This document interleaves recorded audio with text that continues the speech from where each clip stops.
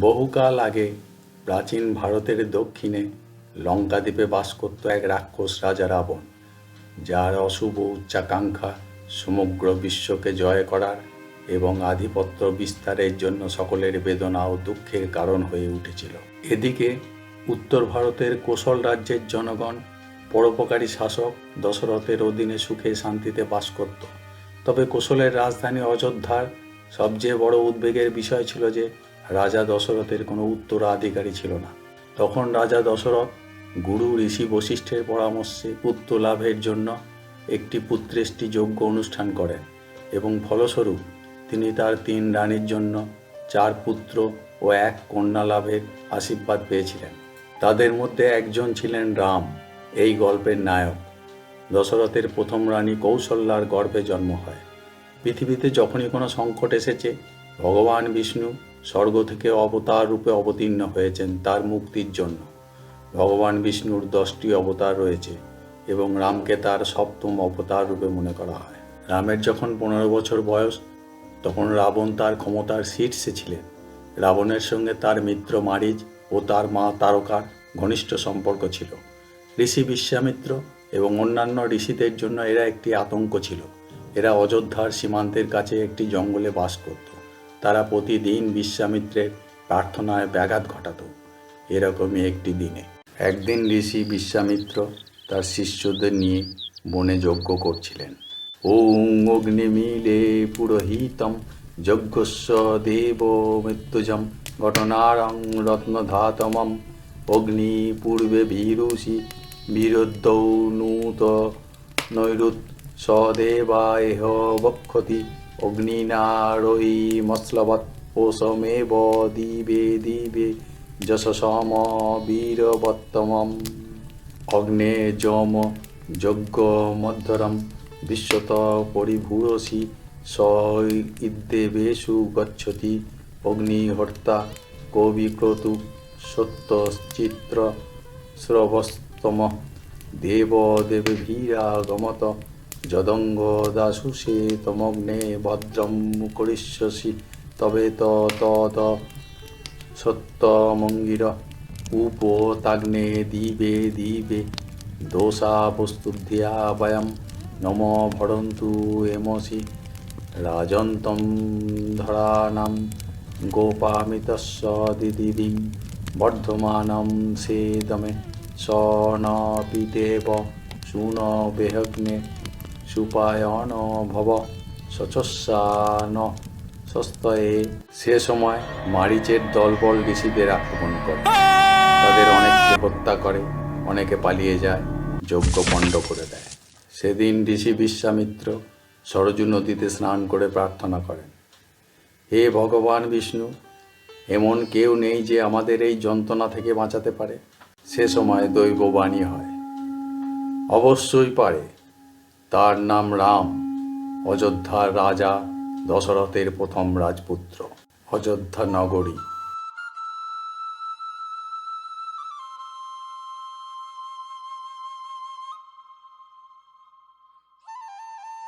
অযোধ্যার রাজপ্রাসাদ। দশরথ বলেন, হে ঋষিবর বিশ্বামিত্র, আমার দরবার সত্যিই আপনার উপস্থিতিতে ধন্য। আপনি আমার কাছে কি চান? আপনার আদেশ আমাকে পূরণ করতে দিন। বিশ্বামিত্র বলেন, হে সূর্য রাজবংশের মহারাজ, রাক্ষসরা যজ্ঞের পবিত্র ভূমি ধ্বংস করে নষ্ট করছে এবং আমরা মহা সমস্যায় পড়েছি। তাদের ধ্বংস করার জন্য আমাদের আপনার বড় ছেলে রামকে দরকার। দশরথ বললেন, রাম? সে নাবালক মাত্র, আমি নিজেই তাদের এই পৃথিবী থেকে মুছে দেব। বিশ্বামিত্র বলেন, এটি দেবতাদের আদেশ, তুমি এটা প্রত্যাখ্যান করার সাহস করো? অন্য মহারিষি বলেন, মহারাজ, আপনার ছেলে রাম ও লক্ষ্মণকে পাঠাও। বিশ্বামিত্র বুদ্ধিমান ও জ্ঞানী, তিনি আপনার পুত্রদের রক্ষা করবেন। প্রতিটি অস্ত্রের ওপর তার জ্ঞান ও দক্ষতা রয়েছে।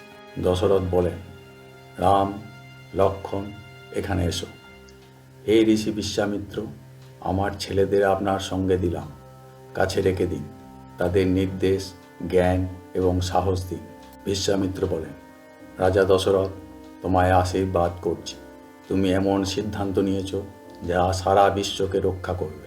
রাম বলেন, আমরা যেমন আমাদের পিতার অনুগত, তেমনি আপনার অনুগত থাকব। লক্ষ্মণ বলেন, আপনার ইচ্ছাই আমাদের আদেশ হবে। বিশ্বামিত্র রাম ও লক্ষ্মণকে নিয়ে চলে যান যাত্রাপথ তারকার বনের মধ্য দিয়ে। বিশ্বামিত্র বলেন, জানো রাম, এটা একসময় একটি সুন্দর বন ছিল, কিন্তু এখন তা শুকিয়ে গেছে ভয়ঙ্কর নরখাদকদের কারণে। তারকা রাক্ষসী ও তার পুত্র দুষ্ট মারীচ সেই রাক্ষসদের নেতৃত্ব দেয়, যারা যজ্ঞের পবিত্র আগুনকে অপবিত্র করে। রাম, তোমাকে তারকাকে হত্যা করতে হবে, এটাই তোমার ধর্ম। ক্ষত্রিয় হিসাবে তোমার দায়িত্ব। আমি তোমাকে মন্ত্র শেখাবো, সেটা তোমাকে রক্ষা করবে। এখন আমার সঙ্গে দুর্গা মন্ত্র উচ্চারণ করো। শূলেন পাহি ন দেবী পাবি খগ্গেন চাম্বিকে। শূলেন পাহি ন দেবী পাবি খগ্গেন চাম্বিকে। ঘণ্টাসনেন ন পাহি চাপো জানি শনেন চ। ঘণ্টাসনেন ন পাহি চাপো জানি শনেন চ। এ সময় তারকা আক্রমণ। তারকার সঙ্গে ভয়ঙ্কর যুদ্ধ হয়।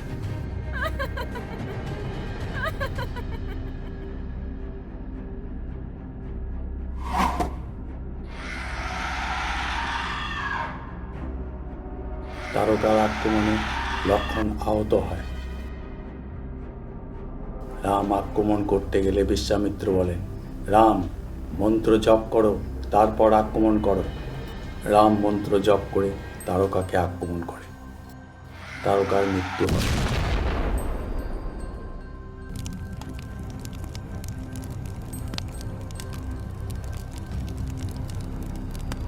বিশ্বামিত্র বলেন, অনেক বছর আগে এই জায়গায় দেবতারা আমার বহু বছরের তপস্যায় সন্তুষ্ট হয়ে কিছু দৈব অস্ত্র দিয়েছিলেন। এখন সময় এসেছে এই অস্ত্রগুলো যোগ্য একজনের হাতে তুলে দেওয়া। এরপর বিশ্বামিত্র মন্ত্র উচ্চারণ করে দৈব অস্ত্র আহ্বান করেন। অস্ত্র আসার পর বিশ্বামিত্র বলেন, রাম, নাও এবং তাদের ভালো কাজে ব্যবহার করো। রাম অস্ত্র গ্রহণ করে। তখন বিশ্বামিত্র বলেন, এগুলো এখন তোমার, ধর্ম রক্ষা করতে তাদের ব্যবহার করো। পরদিন রাম ও লক্ষ্মণ অস্ত্রযুদ্ধ শিক্ষা নিতে থাকে বিশ্বামিত্রের কাছে। এ সময় পাহাড়ের ওপর মারীচ ও তার সঙ্গীদের উদয় হয়। মারীচ সঙ্গীদের বলে, এই যে এরা আমার মাকে হত্যা করেছে, আমি তার প্রতিশোধ নেব, এই আমি শপথ করলাম। রাম ও লক্ষ্মণ তখন তাদের দেখে। মারীচের সঙ্গে রাম ও লক্ষ্মণের ভয়ঙ্কর যুদ্ধ শুরু হয়ে যায়। মারীচ অগ্নি বর্ষণ করে, রাম তা প্রতিরোধ করে। মারীচের কিছু সঙ্গীকে রাম কেটে ফেলে।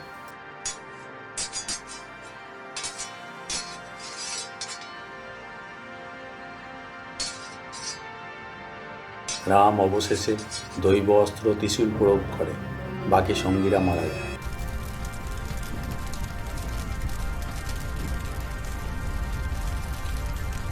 কিন্তু মারীচ পালিয়ে বাঁচে। লক্ষ্মণ বলে, দাদা, তুমি একটা দৈব অস্ত্র ব্যবহার করেছো, তুমি এত তাড়াতাড়ি কিভাবে শিখলে? তখন বিশ্বামিত্র বলেন, এগুলো দেবতাদের অস্ত্র। সৎ ও ধার্মিক ব্যক্তি তাদের ব্যবহার করার জন্য কোনো শিক্ষার প্রয়োজন নেই। তখন রাম বলেন, গুরুদেব, কিভাবে এই দৈব চক্র ব্যবহার করতে হয় আমাকে শেখান। বিশ্বামিত্র বলেন, শিখতে পারবে, কিন্তু শুধুমাত্র যদি তুমি তোমার অদিষ্টকে ধর্মের পথে অনুসরণ করাও। মিথিলার রাজপথ। রাজা জনক হাতিতে চেপে যাচ্ছেন সীতার স্বয়ম্বর সভার অনুষ্ঠান দেখতে। পিছনে ঘোষক ঘোষণা করতে করতে চলে, শুনুন শুনুন শুনুন, এটি শিবের মহান ধনুক পিনাক। যে এটিকে তুলবে ও এটিতে গুণ পড়াতে পারবে, সে রাজা জনকের কাছ থেকে একটি বড় পুরস্কার পাবে। বিজয়ীকে স্বয়ম্বর সভায় রাজকন্যা সীতার সাথে বিবাহ দেয়া হবে। এ সময় রাজকন্যা সীতা হাতিতে চেপে আসছিলেন। পথে ভিড়ের মধ্যে দৈবকান্তি রাজপুত্র রামকে দেখে চমকে ওঠেন। রামও সীতাকে দেখে। আসলে রাজা জনকের হরধনু প্রতিযোগিতা শুনে বিশ্বামিত্র রাম লক্ষ্মণকে নিয়ে সেখানে যান। হরধনু প্রতিযোগিতা। অনেক রাজপুত্র হরধনু তুলতেই পারে না। আ আ ই ই ই। ঘোষক একে একে রাজপুত্রদের নাম ধরে ডাকেন। এরপর শবরের রাজপুত্র জগতর।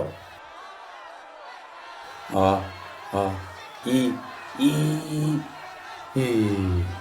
সকলেই অকৃতকার্য হয়। জনকরাজ হতাশ হয়ে যান। এরপর অযোধ্যার রাজপুত্র রাম। রাম লক্ষ্মণকে অস্ত্র শস্ত্র দিয়ে সামনে এগিয়ে যায়। রাম এগিয়ে যায় হরধনু রাখা মঞ্চের দিকে। প্রণাম করে হরধনু তুলতে যায়। প্রথমে হরধনু তুলে দেখায়।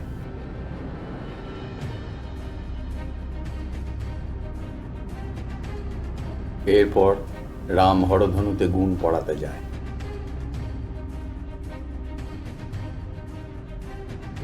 রাম হরধনুতে গুণ পড়াতে গেলে হরধনু ভঙ্গ হয়ে যায়।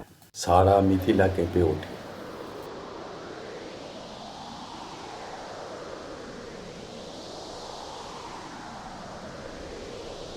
রামের সঙ্গে সীতার বিবাহ হয়ে যায়। রাম সীতাকে নিয়ে অযোধ্যায় ফিরে আসে। জনতা পুষ্পবৃষ্টি করতে থাকে, চিৎকার করে বলতে থাকে, তোমার বিবাহের জন্য অভিনন্দন রাজকুমার রাম।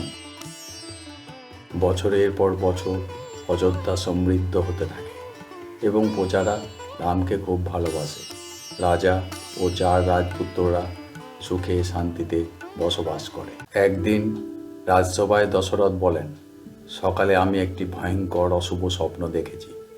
গুরু বশিষ্ঠ বললেন, দুঃসময়ের আগমন হচ্ছে, কিন্তু আমার স্বাস্থ্য ভেঙে পড়ছে, আমি বৃদ্ধ হয়ে যাচ্ছি এবং আগামী কোনো অশুভ শক্তিকে প্রতিহত করার ক্ষমতা আমার আর নেই। তাই আমি সিদ্ধান্ত নিয়েছি যে এরপর রামই রাজা হওয়ার যোগ্য। তিনিই হবেন অযোধ্যার পরবর্তী রাজা। রাম, পুত্র এখানে এসো। দশরথ বলেন, রাম, প্রজাদের প্রত্যাশা পূরণ করার চেষ্টা করো। রাম দশরথকে প্রণাম করে, বলে, আমি আপনাকে বিশ্বাস করি। আপনি আমাদের জন্য যে আদর্শ স্থাপন করেছেন তা মেনে চলার জন্য আমি আমার সর্বোচ্চ চেষ্টা করব। অযোধ্যার জয় হোক, অযোধ্যার জয় হোক, দীর্ঘজীবী হও রাজকুমার রাম। এসব মন্থরার ভালো লাগে না। অপরাহ্নে মন্থরা, দিনভর পাখিদের শোরগোল ভাল লাগে না। পাখিদের খাওয়ানো খাবারের অপব্যবহার, যত সব, যা যা। মন্থরা কইকেয়ীর ঘরের দিকে যায়। কইকেয়ী দাসীদের বলে, চুলটা সুন্দর করে বেঁধে দে, হা হা হা। মন্থরা বলে, কইকেয়ী, এই সময় কি তোমার সাজার সময়, যখন রাজ্যে দুর্ভাগ্যের কালো ছায়া নেমে আসতে চলেছে? কইকেয়ী বলে, মন্থরা, এরকম বলো না। দাসীদের বলে, এই তোমরা যাও। কইকেয়ী বলে, তুমি কি বুঝতে পারছো না মন্থরা, আমাদের প্রিয় রাম আগামীকাল অযোধ্যার সিংহাসনে যুবরাজ পদে অভিষিক্ত হতে চলেছে। মন্থরা বলে, তাই তো আমি বললাম এটা একটা দুর্ভাগ্য। ও কইকেয়ী, তুমি এত সরল সাদাসিধা আর স্বামীর উপর বিশ্বাস করো? দেখো দেখো, রাজা দশরথ তোমার বিশ্বাসের সাথে বিশ্বাসঘাতকতা করেছে।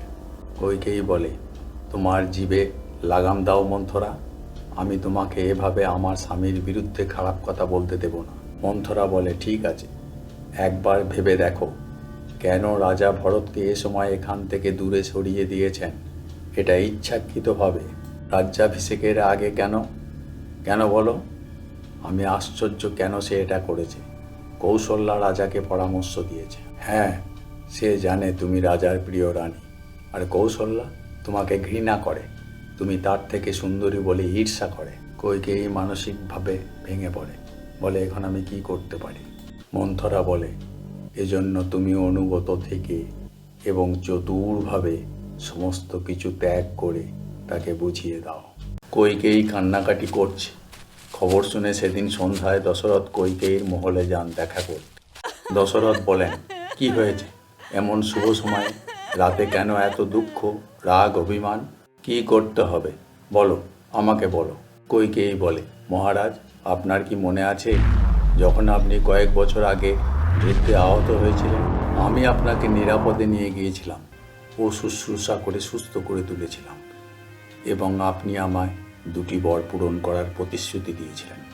আমাকে এখন ওই 2টি বর দিতে হবে। দশরথ বলেন, হা হা, শুধুমাত্র 2টি বর? তুমি যদি চাও আরও নিতে পারো। কইকেয়ী বলে, না, আমার 2টির বেশি লাগবে না। প্রথম। দশরথ চিৎকার করে কেঁদে ওঠেন, না কইকেয়ী, না, আমি তোমাকে তা দিতে পারি না, কিছুতেই না। আমি তোমাকে আমার সমস্ত সম্পদ দিয়ে দেব, তুমি খুশি থাকবে, কিন্তু ওই বর কিছুতেই চেয়েও না। কইকেয়ী বলে, না, আপনি কি চান যে সূর্য রাজবংশের একজন মহান সত্যবাদী রাজা তার প্রতিশ্রুতি ভঙ্গ করেছেন বলে পরিচিত হোক? আমার শেষ কথা, আমি শুধুমাত্র ওই 2টি বর নিয়েই সন্তুষ্ট থাকতে চাই। বর 2টি ছিল, প্রথম, কইকেয়ীর পুত্র ভরতকে রাজা করতে হবে, এবং দ্বিতীয়, রামকে 14 বছরের জন্য বনবাসে নির্বাসিত করতে হবে। রাম রাম রাম রাম রাম। রাম বনবাসে যাওয়ার প্রস্তুতি নিচ্ছিল।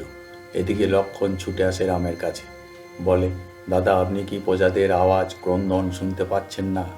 রাম বলে, লক্ষ্মণ, এটা আমার ভাগ্যের একটা অংশ। লক্ষ্মণ বলে, কিন্তু আমরা কি সেজন্য অন্যায় জেনেও চুপচাপ হাত গুটিয়ে বসে থাকতে পারি? কিছুই করব না? এই তরবারিটি কি শুধুমাত্র একটি অলংকার, একজন অভিনেতার খেলার জিনিস? রাম বলে, ভাই, তুমি আমার একটি অংশ, আমার আত্মার একটি ভাগ, আমাকে একটু বোঝার চেষ্টা করো। সীতা অলংকার খুলতে খুলতে বলে, স্বামী, আমি আপনার সঙ্গে যাচ্ছি। রাম বলে, কিন্তু সীতা, তুমি? সীতা বলে, একজন স্বামীর দায়িত্ব তার স্ত্রীর ভাগ নেওয়া, কিন্তু সহধর্মিণী হিসাবে তোমার ভাগ্য সমানভাবে ভাগ করে নেওয়ার অধিকার আমার আছে। লক্ষ্মণ বলে, এটা ঠিক, এবং একই আত্মা, একই ভাগ্য অনুসরণ করা উচিত। তাই দাদা, আমিও আপনার সাথে আসছি। ধন্যবাদ। লক্ষ্মণ তার রত্নহার ছিঁড়ে ফেলে। রাম দীর্ঘশ্বাস ছাড়ে। রাম, লক্ষ্মণ, সীতা সমস্ত মাতাদের প্রণাম করে আশীর্বাদ নেয়। রাম মা কৌশল্যাকে বলে, 14 বছর খুব দ্রুত কেটে যাবে মা, এবং আমি কিছুদিনের মধ্যেই আপনার আশীর্বাদে ফিরে আসব। কৌশল্যা বলে, হ্যাঁ পুত্র। দশরথ বলেন, রাম, রাম, তুমি আমাকে দোষ দিচ্ছ না কেন? তুমি কেন আমার বিরুদ্ধে এমন ক্ষোভ পোষণ করছো না যে আমি আমার অপরাধের কিছুটা অন্তত শাস্তি পাই? রাম বলে, আমি রাজত্ব বা ক্ষমতা চাই না, আমরা যাবার আগে কেবল আপনার আশীর্বাদ চাই। পিতা, পুত্র, আমাদের বংশের মহান রাজাদের মতো গৌরব নিয়ে নিরাপদে ফিরে এসো। পৃথিবীতে কে আর তোমার মতো পুত্র নিয়ে গর্ব করতে পারে? সুমন্ত, প্রস্তুত হও। রথ, হাতি, ঘোড়া ও পদাতিক সৈন্যরা রামকে বনে পৌঁছে দিতে যাবে। সুমন্ত বলে, হ্যাঁ মহারাজ, আপনার মহিমা। রাম বলে, পিতা, প্রকৃতি নিজেই যখন আমার যত্ন নেবে, রাজকীয় সেনাবাহিনীর কি দরকার? কইকেয়ী বলে, অবশ্যই। তুমি ভরতকে সমস্ত ধনসম্পদ নিঃশেষ করে এই রাজ্য দেবে? রাম কইকেয়ীকে প্রণাম করে বলে, মা, তোমার পুত্র চলে যাচ্ছে, তাকে আশীর্বাদ করবে না? কইকেয়ী আশীর্বাদ দেয়। প্রজারা চিৎকার করে বলতে থাকে, রাম, আমাদের ছেড়ে যেও না, আমরা তোমাকে ভালোবাসি। রাম বলে, আমি জানি আপনারা আমাকে কতটা ভালোবাসেন, এবং আমি জানি আপনারা আমাকে কতটা গভীরভাবে ভালোবাসেন, কিন্তু এখন থেকে আমার প্রিয় ভ্রাতা ভরতকে ভালোবাসবে। সেটাই হবে আমার প্রতি তোমাদের উদার ভালোবাসা। ভরত আপনাদের ভালোবাসা পাবার এবং আপনাদের রাজা হওয়ার সম্পূর্ণ যোগ্য। তাকে সমর্থন করুন। আমি আপনাদের কাছে অনুরোধ করছি আমার দুঃখী বাবাকে সমর্থন করার। অযোধ্যাবাসী, আমি আপনাদের কাছে আবেদন জানাচ্ছি।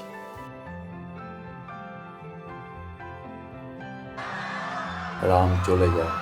প্রজাগণ পিছনে পিছনে ছুটতে থাকে, বলতে থাকে, রাম, রাম, নির্বিঘ্নে তাড়াতাড়ি ফিরে এসো। দশরথ অলিন্দে দাঁড়িয়ে দেখে এই করুণ দৃশ্য।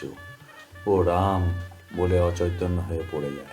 সুমন্ত গঙ্গার তীরে পৌঁছে দেয়, বলে, রাম, লক্ষ্মণ, সীতা, নিজেদের যত্ন নিও, সাবধানে থেকো। রাম বলে, আপনিও নিজের যত্ন নেবেন এবং দয়া করে বাবাকে একটু দেখবেন। অশ্রুসিক্ত সুমন্ত বলে, ধন্যবাদ, দেখব। রাম, লক্ষ্মণ, সীতা নৌকায় চেপে রওনা হয়।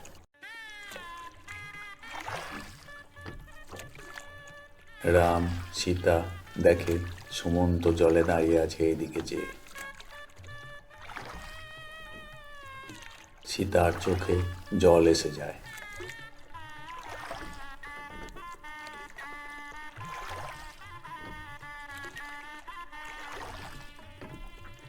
রামের মনে পড়ে পিতার কথা, রাম রাম রাম।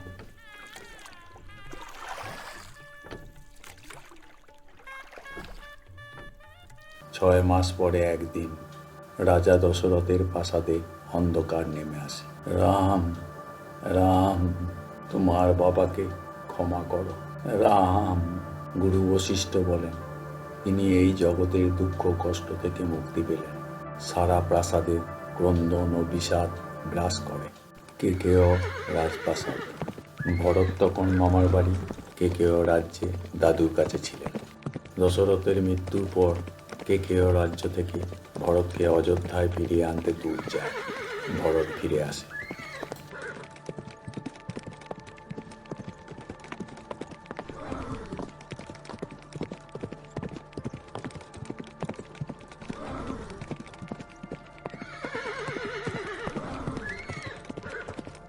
ভরত অযোধ্যায় এসে ছুটে যায় মায়ের মহলে।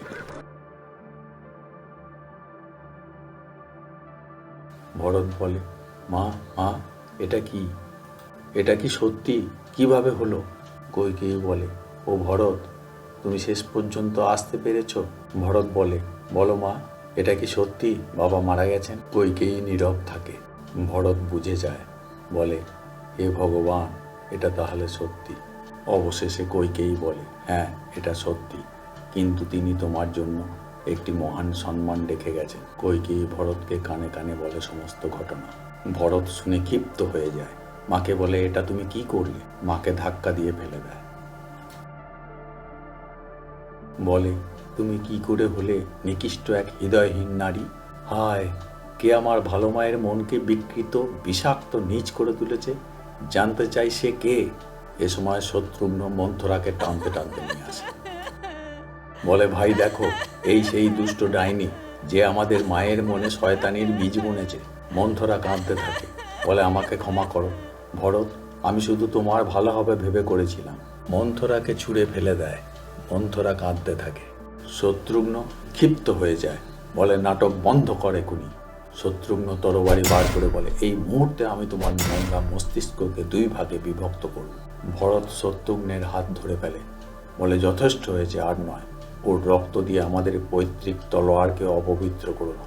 ভরত মাকে বলে, আজ থেকে তুমি আর আমার মা নাও, সারা পৃথিবী তা জানবে। কইকেয়ী কাঁদতে কাঁদতে ভরতকে জড়িয়ে ধরে, দয়া করে তোর মাকে ক্ষমা কর, তোর দুঃখী মাকে ক্ষমা কর, আমাকে ক্ষমা কর। ভরত বাকশূন্য হয়ে যায়। ভরত বনে যায় রামের কাছে, সমস্ত বলে। রাম বলে, তুমি কি বলছো ভরত? বাবা মারা গেছে? ভরত বলে, দাদা, আমি তোমার দুঃখের ভাগিদার। রাম কান্নায় ভেঙে পড়ে, বলে, পিতা পিতা, এই হতভাগ্য রামকে ক্ষমা করে দিও, তোমার হতভাগ্য পুত্রকে মাফ করে দিও। ভরত বলে, দয়া করো দাদা, আমি জোড়হাত করে আবেদন করছি, আমার মায়ের পাপ থেকে আমাকে ক্ষমা করো। অযোধ্যায় ফিরে চলো এবং রাজত্ব গ্রহণ করো, যাতে তোমার সম্পূর্ণ অধিকার। রাম বলে, ভাই, মা যা করেছেন সেটা কোনো কথা নয়। মনে রাখবে, মহান সম্রাট দশরথ তোমাকে রাজ্য শাসন করার আদেশ দিয়েছেন এবং আমি 14 বছর বনবাসে থাকব। আমাদের কর্তব্য আমাদের পিতার ইচ্ছা মেনে চলা, আমাদের পছন্দ হোক বা না হোক। ভরত বলে, আপনি আমাকে আদেশ করেছেন, এটাই যথেষ্ট। ভরত রামের পা ধরে বলে, তবে একটি কথা নিশ্চিত, আমি নিজের জন্য রাজ্য গ্রহণ করব না, আপনার হয়ে রাজ্য শাসন করব। রাম তখন পাদুকা ছেড়ে দেয়। ভরত বলে, আপনি দয়া করে এই ভাইকে আশীর্বাদ করুন শক্তি এবং সাহসের সাথে রাজ্য শাসন করার জন্য। রাম আশীর্বাদ করতেই পাদুকা দিব্য জ্যোতিতে ভরে যায়। সকলেই চমকে ওঠে। ভরত বলে, আমি আগামী 14 বছর শাসন করব, কেবলমাত্র আপনি ফিরে না আসা পর্যন্ত। রাম ভরতকে আলিঙ্গন করে। সেনাবাহিনী জয়ধ্বনি দেয়, রাম দীর্ঘজীবী হোক, মহারাজ দীর্ঘজীবী হোক। লঙ্কার পশ্চিমে নিকুম্ভিলা গুহা। একদিকে রাবণের বলিপ্রদানের ফলে রক্তের নদী হয়ে যায়। সেই রক্ত অর্পণ করা হয় কুলদেবী নিকুম্ভেলাকে। অন্যদিকে রাক্ষসরাজ রাবণ অপ্সরা ও রাক্ষস সঙ্গীদের নিয়ে মাংস, মদিরা পান ও নৃত্যগীতে মত্ত, সঙ্গে বোন শূর্পণখা।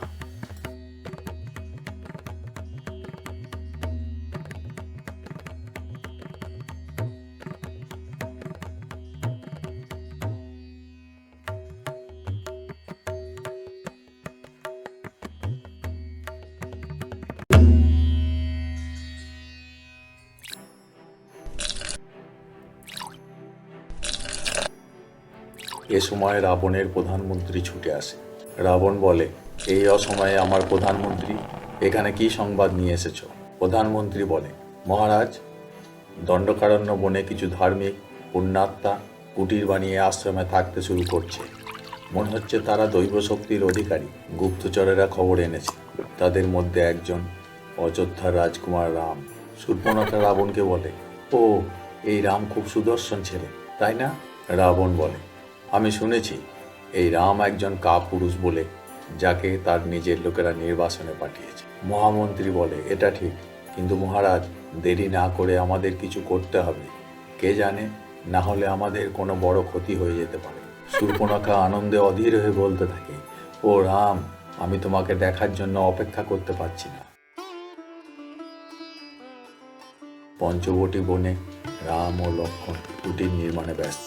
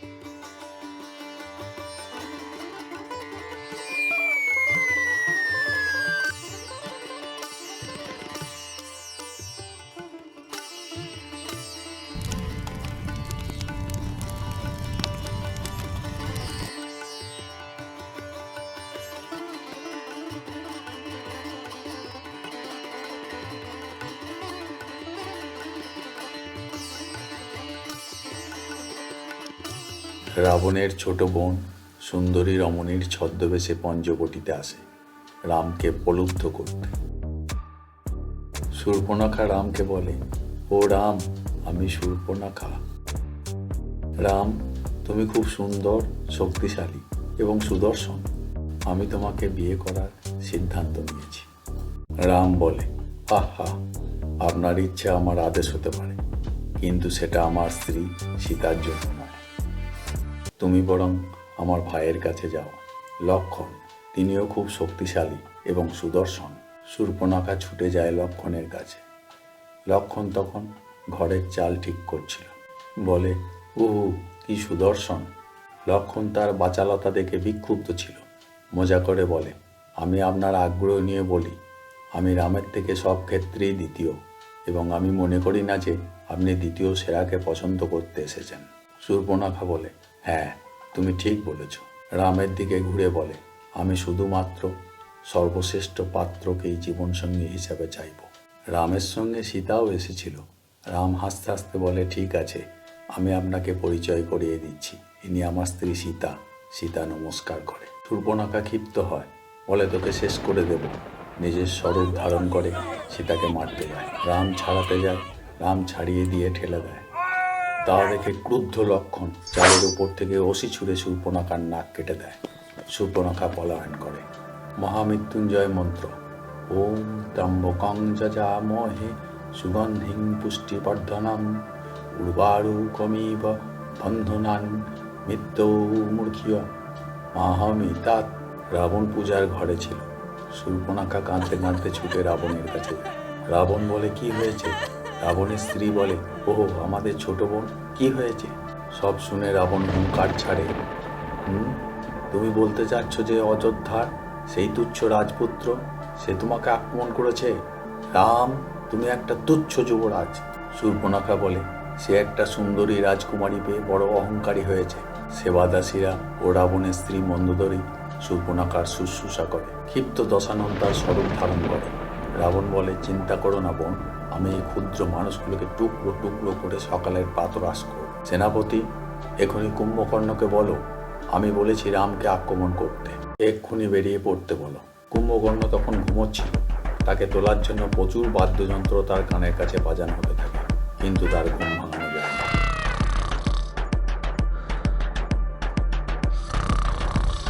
তখন হতাশ হয়ে সেনাপতি রাবণকে বলে, ঠিক আমি যা ভয় পেয়েছিলাম তাই হলো। মহারাজ, আপনার ভাই আগামী 6 মাস জেগে উঠবে না। এ সময় শূর্পণখা বলে, এসব না করে সীতার রূপ ধ্বংস করে দাও, তাতে রাম আমার হবে। রাবণ বলে, সে কি খুবই সুন্দরী? শূর্পণখা বলে, এই পৃথিবীতে তার চেয়ে সুন্দরী আর কেউ নেই। তার এক হারা গঠন, কানে কানে মন্ত্রণা দেয়। তার চেহারা গলিত সোনার মতো মনোমুগ্ধকর। সে একটি স্বর্গীয় দাসী, যে আপনার উদ্দেশ্যে দেবতারা তৈরি করেছে। দাদা, সে রামের যোগ্য নয়। ওহো, এই পৃথিবীতে তোমার মতো নিশ্চয়ই কেউ আছে তার যোগ্য। রাবণ হাসতে থাকে, হা হা।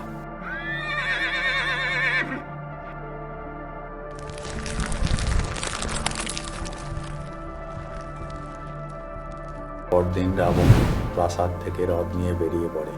পিছনে অনুসরণ করে মারিচ। রাবণ পঞ্চবটির জঙ্গলে নামে সীতাকে অপহরণের উদ্দেশ্যে। মারিচকে বলে, মনে আছে আমরা যেভাবে পরিকল্পনা করেছিলাম? মারিচ বলে, অবশ্যই, পরিকল্পনা মনে আছে। মারিচ সোনার হরিণের রূপ ধারণ করে। রাবণ বলে, অসাধারণ, আমার বিশ্বাস তুমি অবশ্যই রামকে প্রতারিত করবে। রাবণ আড়াল থেকে সীতাকে দেখে, বলে, ওহো, কি সুন্দর। এ সময় সোনার হরিণ জল খেতে আসে। সীতা দেখে বলে, কি সুন্দর। রামকে বলে, এটা বাস্তব না, এটা স্বপ্ন নয়। স্বামী, তুমি কি হরিণটিকে ধরতে পারবে? আমি পুষবো। এত সুন্দর জিনিস আমি কোনোদিন দেখিনি। রাম বলে, অবশ্যই তোমাকে ধরে দেব। তাড়াতাড়ি তীর ধনুক নিয়ে উঠে পড়ে। বলে, লক্ষণ, সীতার খেয়াল রেখো। হরিণ পালিয়ে যায়। রাম ছুটতে থাকে। লক্ষণ পিছনে ছুটে আসে, বলতে থাকে, দাদা, মনে রাখবে ওই হরিণটা শূর্পণখা, সতর্ক থাকুন, বিশ্বাসঘাতকদের জন্য সতর্ক থাকুন। রাম দূর থেকে বলে, ঠিক আছে, সীতাকে রক্ষা করো। হরিণ রামকে ক্রমশ ডুবে নিয়ে যেতে থাকে। অবশেষে রাম বুঝতে পারে এটি হরিণের ছদ্মবেশে একটি রাক্ষস। রাম তীর দিয়ে মারার চেষ্টা করে। অবশেষে মন্ত্রপুত তীর দিয়ে হরিণকে মারে। তখন মারিচ নিজ রূপ প্রকাশ করে বলে, তুমি হয়তো স্বস্তি পাবে যে তুমি আমাকে মেরে ফেলেছ, কিন্তু তুমি তোমার সুন্দরী স্ত্রীর জন্য চিন্তিত হও। রাম বলে, কি? মারিচ রামের গলা নকল করে চিৎকার করে, লক্ষণ, সীতা, বাঁচাও। সীতা শুনে লক্ষণকে বলে, লক্ষণ, তুমি কি শুনছো? ভয়ঙ্কর আর্তনাদ। দাদা বিপদে পড়েছে, তোমার সাহায্য দরকার। লক্ষণ দৃঢ়ভাবে বলে, দাদা নিরাপদেই থাকবে। দাদার মতো যোদ্ধার কোনো চিন্তা করো না। সীতা বিচলিত হয়ে বলে, কি বলছো তুমি? তুমি কি তার মৃত্যু কামনা করছো? লক্ষণ তখন বলে, আমি বুঝতে পারছি তোমার ব্যথা, তাই আমি তোমার কথা মতো যাব। এরপর লক্ষণ কুটিরের চারিদিকে বীজ দিয়ে গণ্ডি কেটে দেয়, মন্ত্র করে দেয়, যাতে রাম, লক্ষণ, সীতা ছাড়া কেউ গণ্ডি অতিক্রম করলে ভস্মীভূত হয়ে যাবে। লক্ষণকে অনিচ্ছা সত্ত্বেও যেতে হয়। যাবার আগে সীতাকে বলে, এই গণ্ডির বাইরে পা দেবেন না, গণ্ডির ভিতরে সম্পূর্ণ নিরাপদ, আমি আপনাকে আশ্বস্ত করছি। লক্ষণ সীতাকে নমস্কার করে চলে যায়। রাবণ আড়াল থেকে দেখে বলে, সবকিছু ঠিক আমার পরিকল্পনা মতোই হচ্ছে, হা হা। এরপর রাবণ সাধুর বেশ ধারণ করে কুটিরের দিকে যায়।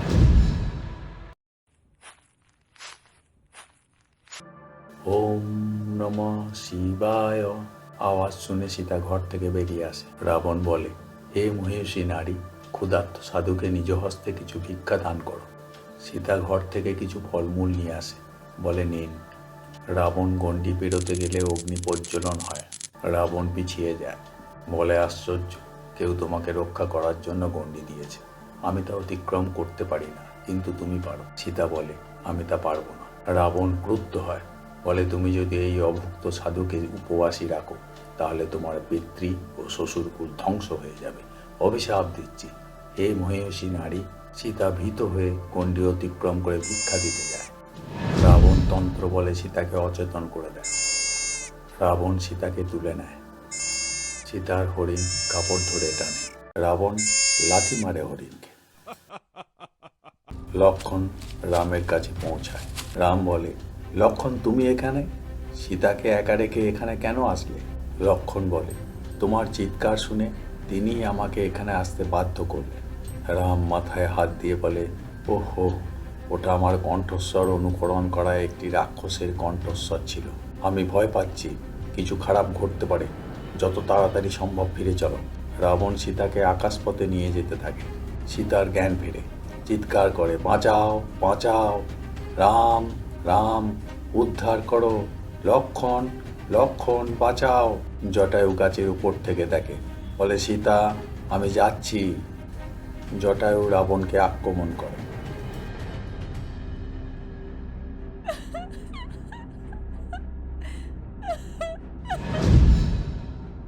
সীতা বলে, জটায়ু বাঁচাও।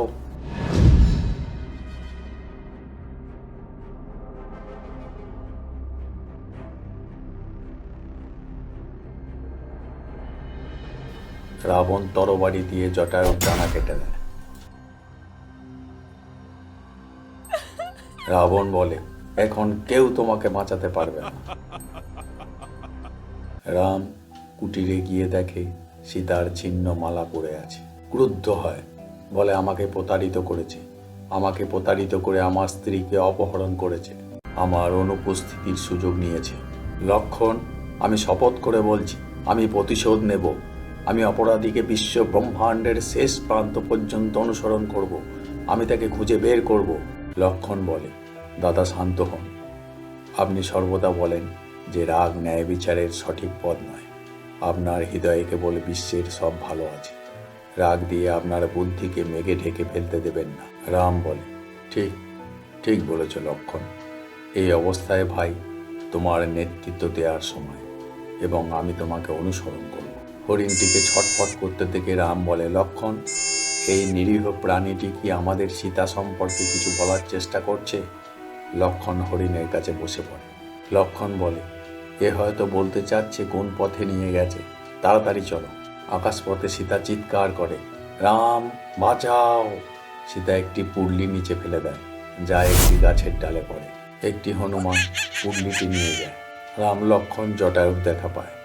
জটায়ু বলে, আমাকে ক্ষমা করো, আমি তাকে থামাবার যথেষ্ট চেষ্টা করেছি, কিন্তু সে সীতাকে নিয়ে গেল আমার ডানা কেটে দিয়ে। রাম বলে, আমি তোমাকে দোষ দিতে পারি না, তুমি তোমার জীবনের শেষ রক্তবিন্দু দিয়েছ আমার প্রিয় স্ত্রীর জন্য। জটায়ু বলে, আমার চিন্তা করো না, আমার বয়স হয়েছে, তুমি সীতাকে খোঁজো, তুমি তাকে আবার খুঁজে পাবে। জটায়ু মারা যায়। রাম শোকগ্রস্ত হয়। রাবণ সীতাকে নিয়ে লঙ্কায় পৌঁছায়। সীতা বলে, কোথায় নিয়ে যাচ্ছ আমায়? ছাড়ো ছাড়ো, যেতে দাও। রাবণ গিয়ে এক রাক্ষসীকে বলে, মনে রেখো, কেউ যদি এর ক্ষতি করার চেষ্টা করে তবে তাকে শেষ করে দেব। এই নারীটি খুব দুর্লভ, মনে রাখবে। কেউ যেন তার দিকে তাকিয়েও তাকে অপবিত্র না করে তোলে। সীতাকে বলে, চুপ কর।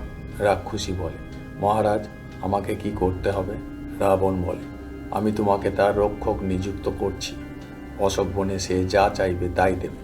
রাক্ষসী বলে, ঠিক আছে মহারাজ। রাবণ বলে, মনে রাখবে, এ খুব জেদি, কিন্তু একে তার সব কিছু দেবে, শুধু স্বাধীনতা ছাড়া। কবন্ধ। রাম লক্ষ্মণ যেতে যেতে এক জায়গায় পিছলে পড়ে যায়। সেটি তখন পাহাড়ের আকৃতি ধারণ করে। আসলে এটি ছিল শাপগ্রস্ত কবন্ধ। কবন্ধ বলে, এটা খুব ভালো, বহুদিন পর মানুষের মাংস খেতে পাবো। ইয়াম। রাম তীর ছোড়ে। কবন্ধ বলে, তীর বেদনাদায়ক হতো যদি তা আমাকে আঘাত করত, কিন্তু তীর আমাকে আঘাত করে না। হা হা হা। লক্ষ্মণকে কবন্ধ তুলে ফেললে রাম তার চোখে তীর মারে। কবন্ধের মৃত্যু হয়।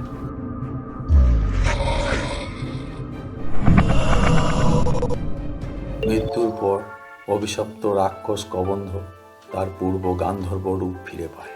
কবন্ধ বলে, ধন্যবাদ, আমি স্বর্গের অধিবাসী গান্ধর্ব ছিলাম। অষ্টবক্র ঋষির অভিশাপ আমাকে একটি কুৎসিত দানবে পরিণত করে। আমি যদি কোনো ন্যায়পরায়ণ ব্যক্তির কাছে পরাজিত হই, তবেই আমি আমার আসল রূপ ফিরে পাব এবং স্বর্গে ফিরে যেতে পারব। ধন্যবাদ রাম, কিন্তু বিনিময়ে আমি কিছু উপদেশ দেব যা তোমার কাজে লাগবে। ঋষ্যমুখ পর্বতের দিকে যাও, সেখানে নির্বাসিত বানর প্রধান সুগ্রীব আছে, তার সাহায্য তোমার কাজে লাগবে। রাম বলে, সুগ্রীব কে সে? রাম লক্ষ্মণ বনের মধ্যে দিয়ে এক স্থানে পৌঁছায়। রাম বলে, এটি একটি হ্রদ। লক্ষ্মণ এখন কি করবে? পিছনে শব্দ হয়। রাম বলে, কিসের শব্দ? লক্ষ্মণ বলে, মনে হচ্ছে ওখানে কেউ আছে। রাম বলে, চলো সুগ্রীব সম্পর্কে কাউকে জিজ্ঞাসা করতে পারি কিনা দেখি। লক্ষ্মণ বলে, সেটাই ভালো। দূরে ঋষ্যমুখ পর্বত দেখা যায়। লক্ষ্মণ পাহাড় থেকে নামতে যায়। থামো। এ সময় একটি হনুমান নিচে নেমে আসে, বলে, আপনাদের আকৃতি এবং উপস্থিতি এই রাজপুত্রদের মতো পোশাক। যদিও জানি যে মহান প্রকৃতি মায়ের জাদুর খেলায় আমরা সবাই আমাদের ছোট ছোট ভূমিকা পালন করি। রাম বলে, হা হা, আমি কখনোই ভাবিনি যে এই প্রান্তরে আপনার মতো জ্ঞানী ব্যক্তিকে দেখতে পাবো। আমার নাম রাম এবং আমার ভাই লক্ষ্মণ। আমরা অযোধ্যার রাজা দশরথের সন্তান। আমরা আমার প্রিয় স্ত্রী সীতার সন্ধানে এসেছি, যাকে অপহরণ করেছে এক রাক্ষস, কিন্তু কোথায় তা জানি না। হনুমান বলে, প্রকৃতপক্ষে এটি একটি কল্যাণকর নিয়তি যা আমাকে অযোধ্যার রাজকুমার রামের কাছে নিয়ে এসেছে। প্রণাম করে বলে, আমার নাম হনুমান, রাজা সুগ্রীবের মন্ত্রী। রাম বলে, লক্ষ্মণ, আমরা সুগ্রীবকে খুঁজছি, আর এখানে সুগ্রীবের বার্তাবাহক আমাদের স্বাগত জানাচ্ছে। সত্যি দয়ালু নিয়তি আমাদের এখানে পথ দেখিয়ে নিয়ে এসেছে। পর্বত গুহায় সুগ্রীবের সঙ্গে দেখা হয়। সুগ্রীব বলে, রাম লক্ষ্মণ, রাজা দশরথের পুত্রদের সাথে দেখা করা সত্যিই গর্বের বিষয়, যার মাহাত্ম্য পৃথিবীর চতুর্দিকে ব্যাপ্ত। কিন্তু একটি অদ্ভুত পরিস্থিতিতে আমি আপনার নাম ডাকতে শুনেছি, রাম। কিছুদিন আগে একটি উড়ন্ত রথ বাতাসের গতিতে ছুটছিল আমাদের মাথার উপরে। আমরা শুনতে পেলাম একজন মহিলা সাহায্যের জন্য কান্নাকাটি করছে। রাম, বাঁচাও! সে চিৎকার করে একটি ছোট্ট পুঁটলি মাটিতে ফেলে দিয়েছে। আমরা খুব যত্ন সহকারে রেখেছি। রাম বলে, কোথায় কোথায়? সুগ্রীব আঙুল দিয়ে দেখায়। একজন হনুমান সেটা নিয়ে আসে। রাম সেটা নিয়ে লক্ষ্মণকে বলে, ভাই দেখো, এটা তার উত্তরীয়, আর এটা তার খোপার কাঁটা। ও সীতা, আমার দুঃখী সীতা। রাম কান্নায় ভেঙে পড়ে। লক্ষ্মণ বলে, ধৈর্য ধরো দাদা। সুগ্রীব বলে, তোমার দুঃখ করার সময় নেই, তোমাকে দেরি না করে কাজ করতে হবে। রাম বলে, আমি সীতা উদ্ধারের শপথ নিয়েছি, সে যেখানেই হোক না কেন। সুগ্রীব বলে, আমি জানি জীবন সঙ্গী ছাড়া থাকতে কেমন কষ্ট হয়। আমার ভাই বালি আমাকে আমার রাজ্য থেকে বহিষ্কার করেছে, তারপর আমার স্ত্রীকে ধরে রেখেছে। ওহ, যদি আমার হাতে রাজ্যের সেনাবাহিনী থাকতো, তবে তোমার স্ত্রী সীতাকে উদ্ধার করার জন্য আমি আমার লোকেদের সারা বিশ্বে অনুসন্ধান করতে পাঠাতাম। অযোধ্যার রাজপুত্র, আসুন আমরা চুক্তি করি। আসুন আমরা আমাদের শক্তিকে বন্ধুত্বে গড়ে তুলি এবং আমাদের উভয়ের উপর যে দুঃখগুলি এসেছে তা দূর করার শপথ করি। রাম বলে, হ্যাঁ, দেবতার কাছে প্রার্থনা করে। বন্ধুত্বের খাতিরে প্রত্যেকে তার সম্পদ ও আরাম আয়েস বিসর্জন দিতে প্রস্তুত থাকবে এবং প্রয়োজনে নিজের জীবন, যতক্ষণ বেঁচে থাকব, রামকে সব উপায়ে সাহায্য করব। সুগ্রীব বলে, আমি শপথ করছি। রাম বলে, আমিও শপথ করছি। রাম সুগ্রীবকে দেয়া প্রতিশ্রুতি পূরণ করেন এবং শক্তিশালী বালির সাথে যুদ্ধ করেন। বালি পরাজিত হন এবং সুগ্রীব তার স্ত্রী এবং তার রাজ্য ফিরে পান। এরপর বর্ষার ভিড় হাতির পালের মতো জড়ো হলো এবং বহুদিন ধরে ঋষ্যমুখ পাহাড়ে বৃষ্টি হলো। যখন বৃষ্টি থেমে আবার সূর্যের আলো জ্বলে উঠল, তখন ঋষ্যমুখ বন্যার জলে ঘেরা দ্বীপের মতো দাঁড়িয়ে রইল। এরপর সুগ্রীব তার বিশাল বানর বাহিনীকে ডাকলেন। রাম সেনাদের পুটলি থেকে সীতার অলঙ্কারগুলি বার করে দিয়ে বলে, যখন তোমরা মা সীতাকে খুঁজে পাবে তাকে এই অলঙ্কারগুলি দেবে, যাতে সে তোমাদের আমার দূত হিসেবে চিনতে পারে।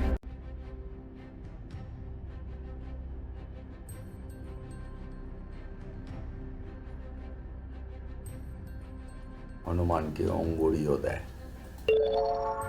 বলে, এগুলো আমাদের বংশের রত্ন, অনুগ্রহ করে এগুলো তাকে দিও। বানরদের রাজা সুগ্রীব সব দিকে অনুসন্ধান দল পাঠায়। সৈন্যরা চারিদিকে যাত্রা শুরু করে, রামকে দেয়া তার প্রতিশ্রুতি পালন করে। পথে অনেক সৈন্য মারা যায়।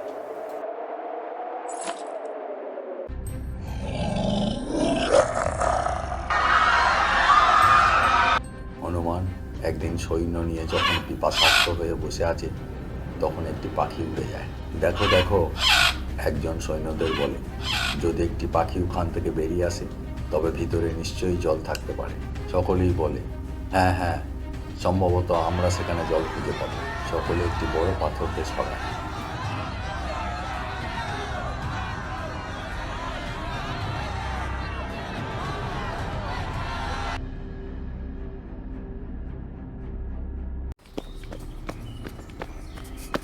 হনুমান বলে, আরে, আমি কিছু আলো দেখতে পাচ্ছি, কিছু একটা উপায় হতে পারে, চলে এসো। হনুমান, যিনি দলটিকে দক্ষিণ দিকে নিয়ে যান, তাদের সম্পাতির সঙ্গে দেখা হয়। জটায়ুর অগ্রজ, জটায়ু পাখির রাজা, যে রাবণের হাতে নিহত হয়। একজন বলে, আমরা কোথায়? এ সময় সম্পাতি তাকে ফেলে দেয়। তখন সে তাকে বলে, তুমি জটায়ুর অগ্রজ সম্পাতি না? তখন বৃদ্ধ সম্পাতি বলে, হ্যাঁ, আমি সম্পাতি। আপনি কি আমার ভাইকে চেনেন? আমার জটায়ু কেমন আছে? ভালো আছে? তখন একজন বলে, তিনি স্বর্গধামে যাত্রা করেছেন। সম্পাতি বলে, ও কি দুঃখজনক ঘটনা, আমার ভাই মারা গেছে আর আমি এখনো বেঁচে আছি। তখন সে বলে, বৃদ্ধ হওয়া সত্ত্বেও তিনি একটি দুষ্ট রাক্ষস রাবণের সাথে কঠিন যুদ্ধ করেছিলেন এবং তিনি মা সীতাকে রাক্ষসের কবল থেকে বাঁচানোর চেষ্টা করতে গেলে তাকে হত্যা করা হয়। কি বললে? রাবণ?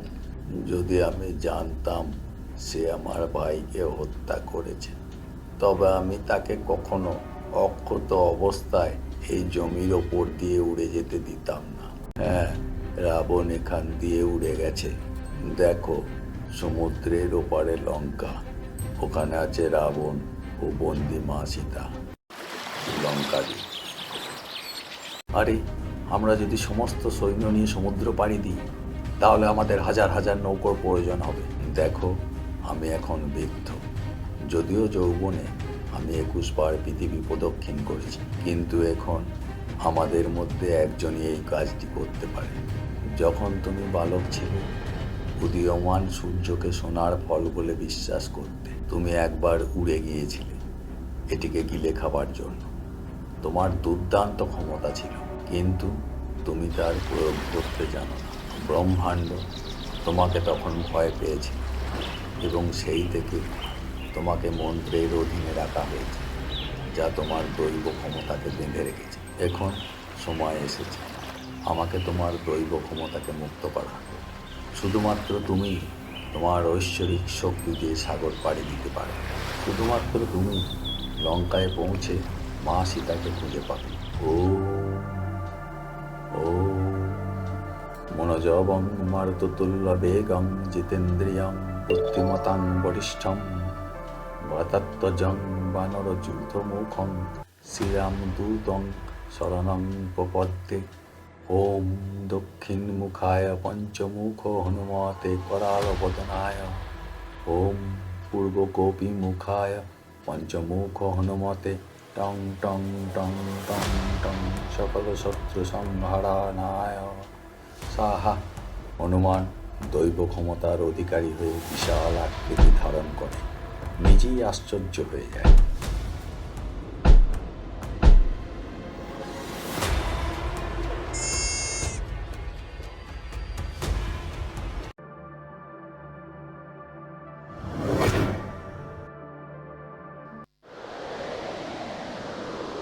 আহা, আমি উঠতে পারছি, উঠতে পারছি। দেখো দেখো, কাজ হয়েছে, ও উঠতে পারছে। চমৎকার! বিদায় বন্ধুরা। হনুমান লঙ্কার দিকে ছুটে যায়, কিন্তু সমুদ্র দানব তাকে আক্রমণ করে। আরে, কি ওটা?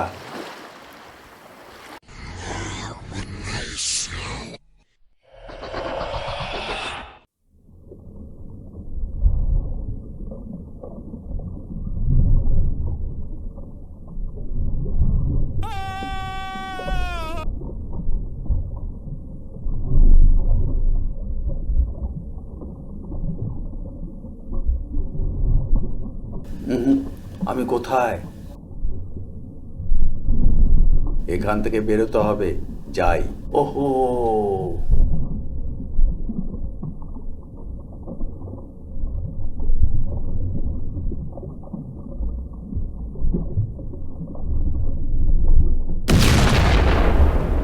এখন আমি একে টুকরো টুকরো করে ফেলব।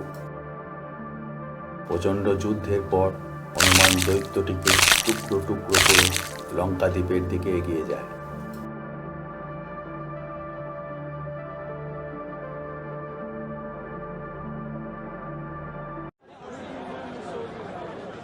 লঙ্কা শহর।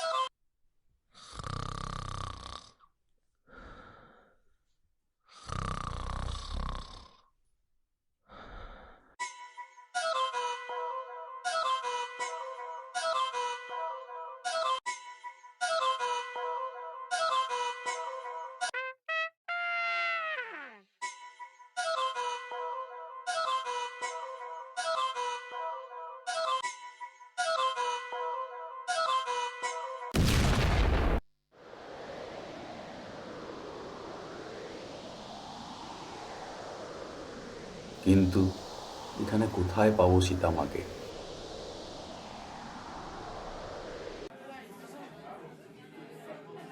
হনুমান ভাবতে থাকে, কোথায় খুঁজে পাবো সীতা। হঠাৎ রাবণকে দেখে প্রাতঃভ্রমণে।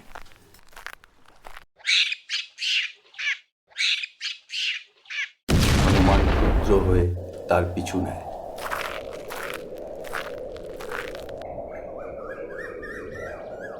রাবণ আসার শব্দে সীতা অশোক বনে জেগে ওঠে।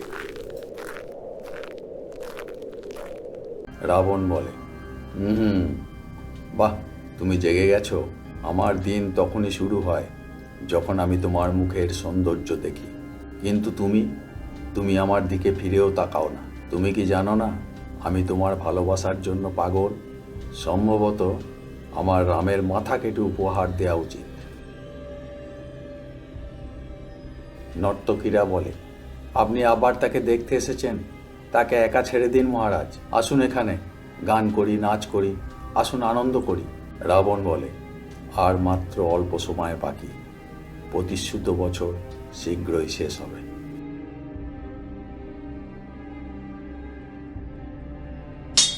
দুই রাক্ষসী প্রহরী এসে বলে, পৃথিবীতে আমাদের প্রভু আপনার প্রতি কেন এত আকৃষ্ট হন? আমি আশ্চর্য হলাম, সে তোমার মধ্যে কি দেখেছে? তখন সীতার রক্ষক রাক্ষসী বলে, যদি আমি তোমার স্বামীকে দেখতে চাই, তোমার কল্পনা করতে কেমন লাগবে বলো? রাক্ষসী প্রহরীরা বলে, আমরা কল্পনাও করতে পারি না, লঙ্কার অধিপতির চেয়েও কেউ সুন্দর আছে। তখন সীতার রক্ষক রাক্ষসী বলে, তোরা দূর হ, সীতাকে বিরক্ত করবে না, নয়তো আমাকে রাবণের কাছে জবাব দিতে হবে। সে অসি নিয়ে তাদের তাড়ায়। ও রাম, রাম, স্বামী তাড়াতাড়ি আমাকে বাঁচাও, ও রাম। হনুমান গাছে থেকে সব দেখে, গাছ থেকে নেমে সীতাকে প্রণাম করে।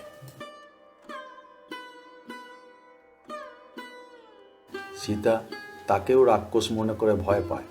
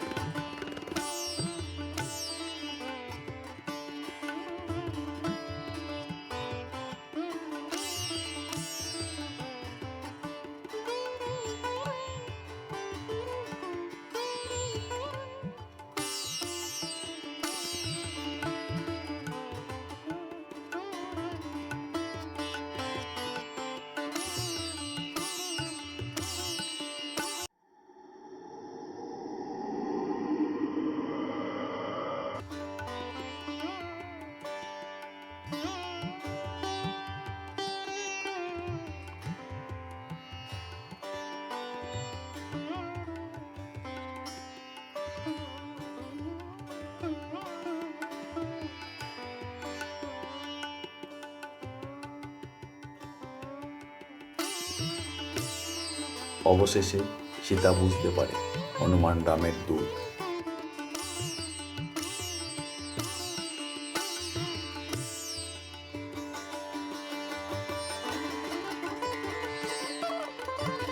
হনুমান বলে, আমার সাথে এসো মা, আমি তোমাকে রামের কাছে নিয়ে যাব। সীতা বলে, আমি তোমার সাথে যেতে পারবো না, লঙ্কায় অনেক লোক আছে যাদেরকে জোর করে অপহরণ করে দাস বানিয়ে রাখা হয়েছে, শুধু আমিই নই যাকে উদ্ধার করতে পারবে।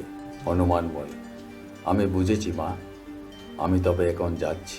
হনুমান বলে, মা, শীঘ্রই তোমার প্রিয় স্বামী রাম রাবণকে পরাজিত করবে এবং লঙ্কার মানুষকে মুক্তি দেবে। ধৈর্য ধরো, সাহস রাখো, মুক্তির দিন না আসা পর্যন্ত। সীতা বলে, রামকে বলো তাড়াতাড়ি এসে আমাকে উদ্ধার করতে, ততক্ষণ পর্যন্ত আমি আশাবাদী থাকব। হনুমান বলে, আমি অবশ্যই বলবো। সীতা হনুমানকে রত্ন দেয় প্রমাণস্বরূপ। হনুমান বলে, তবে আমি যাওয়ার আগে অবশ্যই রাবণ এবং তার সঙ্গীদের কিছু পাঠ শেখাতে চাই। হা হা হা, তাছাড়া আমার ব্যায়াম করারও দরকার। হা হা হা। হনুমানের পর রাক্ষসদের মাথায় তুলে ছুঁড়ে মারে, তারাও অগ্নি বর্ষণ করে।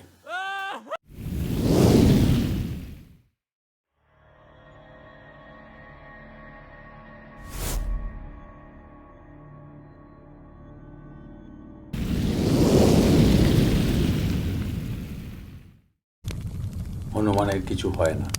হনুমান ভাবে, এভাবে খেলা ঠিক নয়, নিজেকে বন্দি হতে দিলে আমি রাবণকে দেখতে পারবো সামনাসামনি। তখন নাটক করে, আমি আগুনকে ভয় পাই, আগুন ছুঁড়ো না, আগুন ছুঁড়ো না। তখন তারা হনুমানকে বেঁধে রাবণের কাছে নিয়ে যায়। রাবণ বলে, তুমি কে? কেন এখানে? তোমার কি নাম? কে তোমাকে লঙ্কায় পাঠিয়েছে? হনুমান বিরাট লেজে ভর করে ওপরে উঠে যায়। বলে, হে লঙ্কার প্রভু, আমি হনুমান। আমি বানর রাজা প্রভু সুগ্রীবের একজন বার্তাবাহক। বানর রাজা অযোধ্যার রাজকুমার রামের একনিষ্ঠ বন্ধু, সম্মানের সাথে আপনার কাছে এসেছি। তুমি জানো রাজমাতা সীতাকে হরণ করা পুরুষোচিত কাজ, যা সম্পূর্ণরূপে ধর্মের বিপরীত। এতে অবশ্যই আপনি ধ্বংসের মধ্যে শেষ হবেন এবং আপনার রাক্ষস জাতি ধ্বংস হবে। রাজকুমারের কাছে সীতামাকে ফেরত দিন এবং তার কাছে ক্ষমা প্রার্থনা করুন।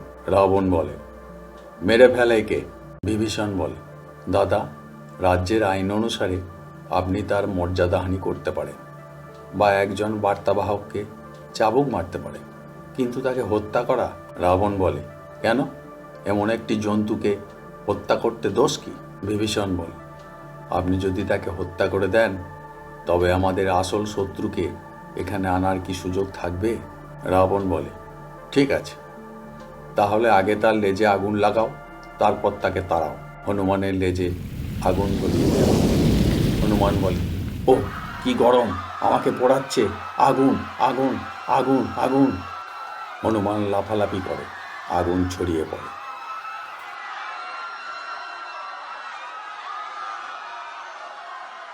রাক্ষসরা চেঁচায়, ওকে থামাও, ওকে থামাও। প্রাসাদে আগুন ছড়িয়ে পড়ে। রাক্ষসরা পালাতে থাকে, হনুমান পালিয়ে যায়।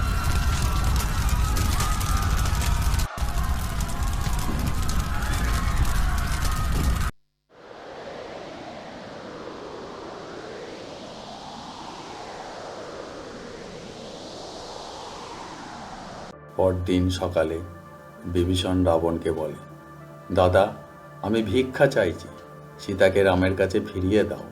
আমি ভয় পাচ্ছি যে পরের বার হয়তো শহর প্রাসাদ সব আগুনে শেষ হয়ে যাবে। রাবণ বিভীষণকে লাথি মারে, বলে, তুমি জানো, যদি অন্য কেউ আমার সাথে এইভাবে কথা বলতো, আমি তাকে সেখানে তখনই মেরে ফেলতাম। আমি রাজা রাবণ, যে সমস্ত নর ও দেবতাদের জিতেছে।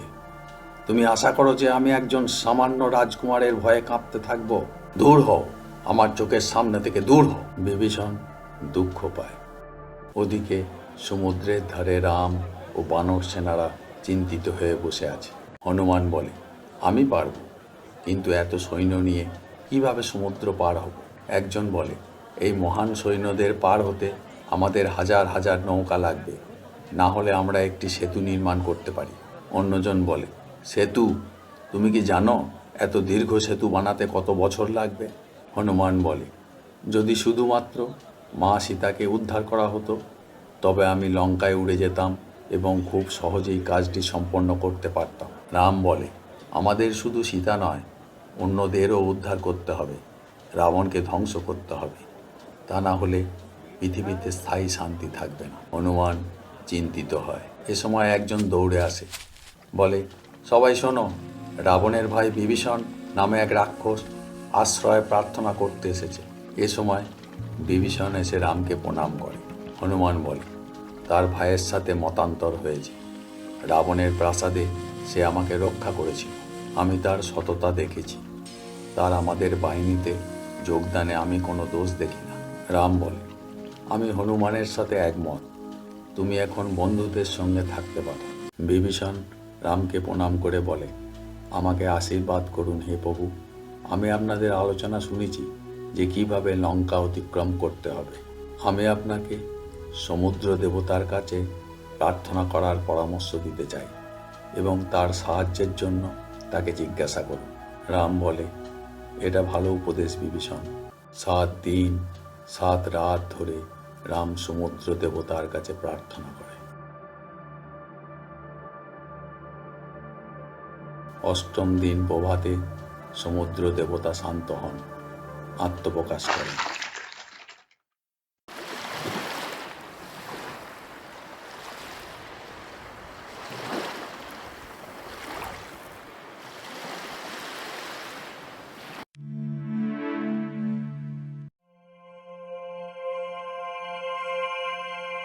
দৈববাণী হয়, রাম, পাথর দিয়ে তুমি একটি সেতু নির্মাণ করো। যদি প্রতিটি পাথরে তোমার নাম লেখা থাকে, তাহলে পাথর সমুদ্রে ডুববে না, পরিবর্তে সমুদ্রে ভাসতে থাকবে। শুধু বানর নয়, সমস্ত জীবন্ত প্রাণী, পর্বত এবং সমুদ্র আপনাকে এই সেতু তৈরি করতে সাহায্য করবে এবং দেবতারা আপনার সাফল্যের জন্য আশীর্বাদ করবেন।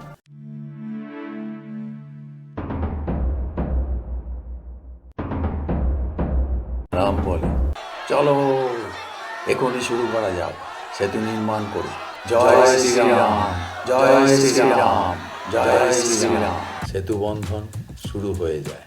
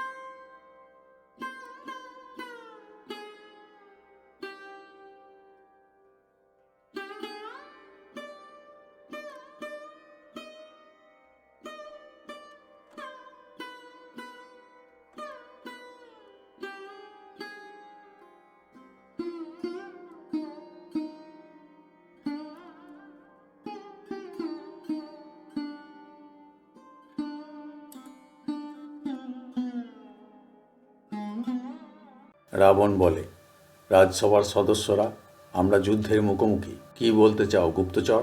গুপ্তচর বলে, হে মহামহিম মহারাজ, লঙ্কার মহান অধিপতি, এই রাজসভা ডাকার কোনো প্রয়োজন নেই। মুষ্টিমেয় নর ও বানরের এই হাস্যকর হুমকি বিবেচনা করার জন্য শুধু কয়েকজনকে পাঠান, তাহলেই হবে। বৃদ্ধ পিতা বলে, রাবণ, আমি তোমাকে আগেই বলেছিলাম, কিন্তু এখন আমাকে আবার এটির পুনরাবৃত্তি করতে হচ্ছে।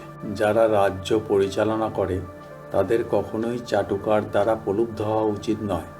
যে বাহিনী সাগর পেরিয়ে আমাদের আক্রমণ করতে এসেছে তারা কখনোই সাধারণ নয়। রাবণ, আমি তোমাকে তোমার ভালোর জন্যই বলবো, সীতাকে ফিরিয়ে দাও। সে অযোধ্যার রাজকুমারের স্ত্রী। ইন্দ্রজিৎ বলে, পিতামহ, এখন কেন তাকে ফিরিয়ে দিতে বলছেন? এখন যদি আমরা তাকে ছেড়ে দিই তাহলে তারা ভাববে যে আমরা সবাই যুদ্ধ করতে ভয় পাচ্ছি। পিতামহ বলে, তা নয়, আমি এই বয়সে এক মহিলার জন্য এত লোক আহত ও মৃতের হাহাকার সহ্য করতে পারি না। ইন্দ্রজিৎ বলে, পিতামহ, তার মানে আপনি যুদ্ধ করতে ভয় পাচ্ছেন। আপনি যদি রক্তপাতের ভয় পান তবে আপনি কিভাবে লড়াই করবেন? পিতামহ বলে, ইন্দ্রজিৎ সাবধান, আমি কাপুরুষ নই, তবে হ্যাঁ, আমি অকারণে যুদ্ধ করতে চাই না। অঙ্গদ বলে, তুমি আমাকে ডেকেছ রাম? রাম বলে, হ্যাঁ বানরদের সাহসী রাজপুত্র, আমি কি বলতে চাই তা মনোযোগ সহকারে শোনো। অনেক মাস ধরে আমি শুধু রাবণকে হারানোর কথা ভাবছি। এখন আমার স্বপ্ন সত্যি হতে চলেছে। যাই হোক, আমি এই বিষয়টি বারবার বিবেচনা করেছি। আমি এই সিদ্ধান্তে পৌঁছেছি যে আমি এই লড়াই বন্ধ করতে পারি। শেষবারের মতো এখন যদি তারা আমার স্ত্রী সীতা ও অন্যান্য বন্দীদের মুক্তি দেয় এবং আমার অধীনে আশ্রয় প্রার্থনা করে। আপনারা নিঃসন্দেহে অবাক হবেন, তবে রক্তপাত এড়ানো উচিত এবং প্রকৃত শান্তি ফিরে আসা উচিত। তবে এটি নিশ্চিত করতে আমি প্রস্তুত। তাহলে রাবণের অপকর্ম ক্ষমা করতে এবং ভুলে যেতে পারি। অঙ্গদ, তুমি কি রাবণের কাছে এই বার্তা নিয়ে যেতে পারো? অঙ্গদ বলে, আমি বুঝেছি, আমি অবশ্যই রাবণের কাছে তোমার বার্তা পৌঁছে দেব। রাম বলে, ধন্যবাদ অঙ্গদ। রাবণ বলে, তুমি বলবে আমাকে কি করতে হবে? আচ্ছা, তাহলে ওহো অঙ্গদ, ওটা তোমার নাম তাই না? এখানে আমার উত্তর হলো, প্রহরীরা অঙ্গদকে আক্রমণ করে। অঙ্গদ বলে, কতটা ঘৃণ্য! শান্তিদূতের সঙ্গে আপনি কি এরকম আচরণ করেন? অঙ্গদ তাদের প্রতিহত করে।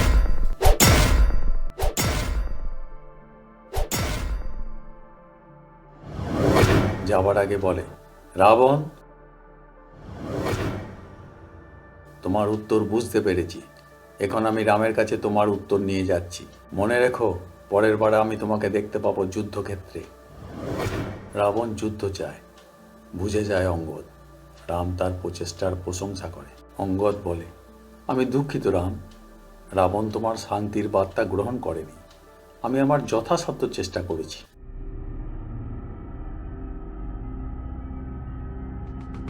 রাম ঘোষণা করে, আগামীকাল সকালে যখন সূর্যের প্রথম রশ্মি পাহাড়ের চূড়ায় স্পর্শ করবে তখন যুদ্ধ শুরু হবে।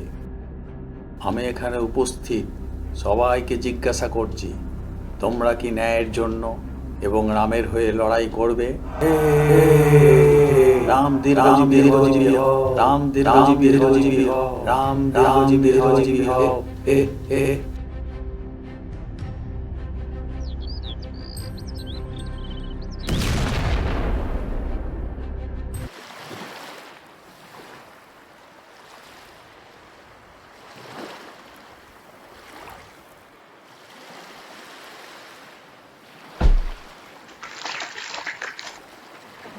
লঙ্কায় যুদ্ধের প্রস্তুতি শুরু হয়ে যায়। রাক্ষসরা বেরিয়ে পড়ে।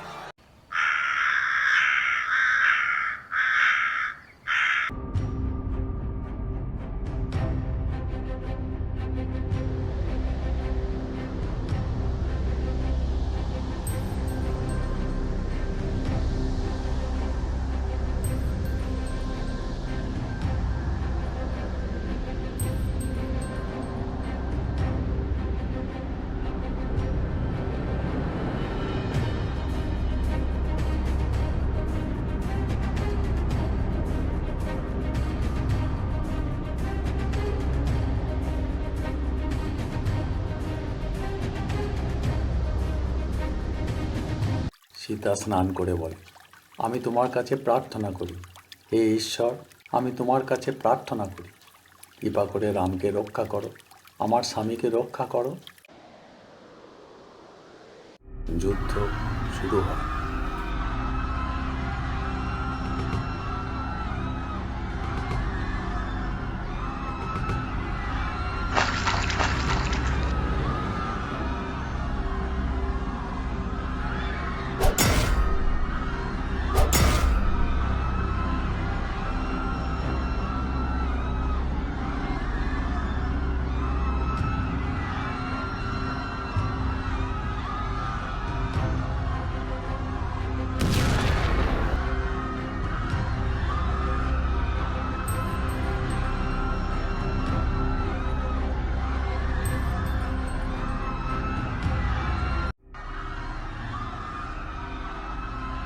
রাক্ষসে বাদুর সেনারা হনুমানকে আক্রমণ করে। বিরক্ত হনুমান বলে, ওহ, এরা আমাকে বড্ড বিরক্ত করছে।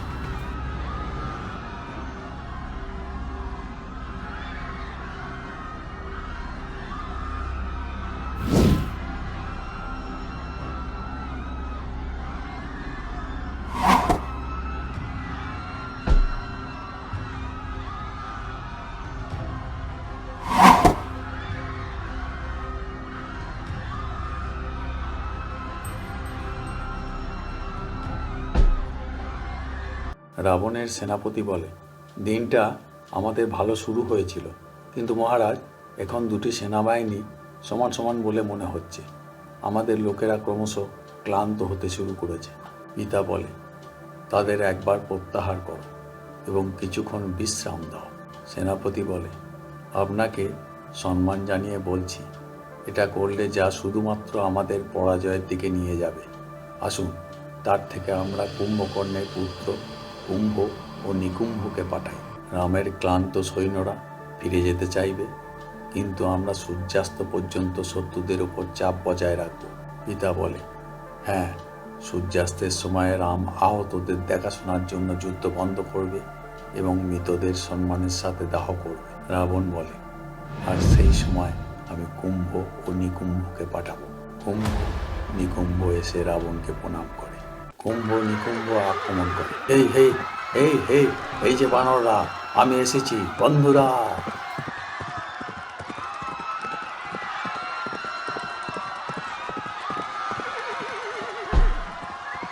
কুম্ভ নিকুম্ভ যুদ্ধক্ষেত্রে নেমে বানরদের মারতে থাকে।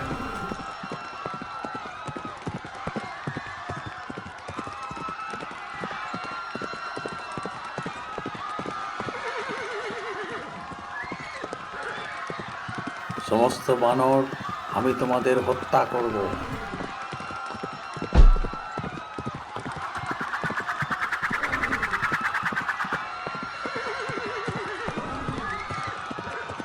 সেনাপতি বলে, হে মহিমান্বিত মহারাজ, কুম্ভ এবং নিকুম্ভ যুদ্ধক্ষেত্রে অত্যন্ত সাহসের সঙ্গে যুদ্ধ করছে। রাবণ বলে, হ্যাঁ, সর্বোপরি তারা বীর কুম্ভকর্ণের পুত্র। রাত্রিতে রাম পরিদর্শনে আসে। বলে, অনেক মৃত, অনেক আহত। সেবাদার বানররা তৈরি হয়। কেউ বলে, আহতরা আসছে, জল আছে, ওষুধ তৈরি তো? অনেকে বলে, হ্যাঁ হ্যাঁ তৈরি, সব কিছু তৈরি, তাহলে বিছানা পাতা যাক।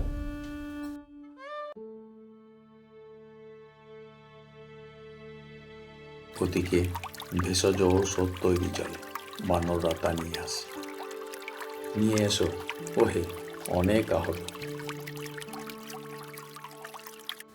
চিকিৎসা শুরু হয়।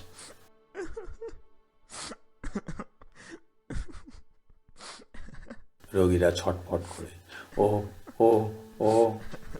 রাম পরিদর্শনে আসে। একজনকে বলে, আমি তোমার জন্য গর্ববোধ করি, এখন বিশ্রাম করো। সে বলে, ও না, এসব ছোটোখাটো ক্ষত, কালকেই সেরে যাবে, দেখবে। ব্যথায় ও বাবা বলে চেঁচিয়ে ওঠে। রাম হাসে, বলে, চাপ নিও না, এখন বিশ্রাম করো। সে বলে, হ্যাঁ রাজকুমার। রাত্রে মৃতদের সৎকারের জন্য নিয়ে যাওয়া হয়।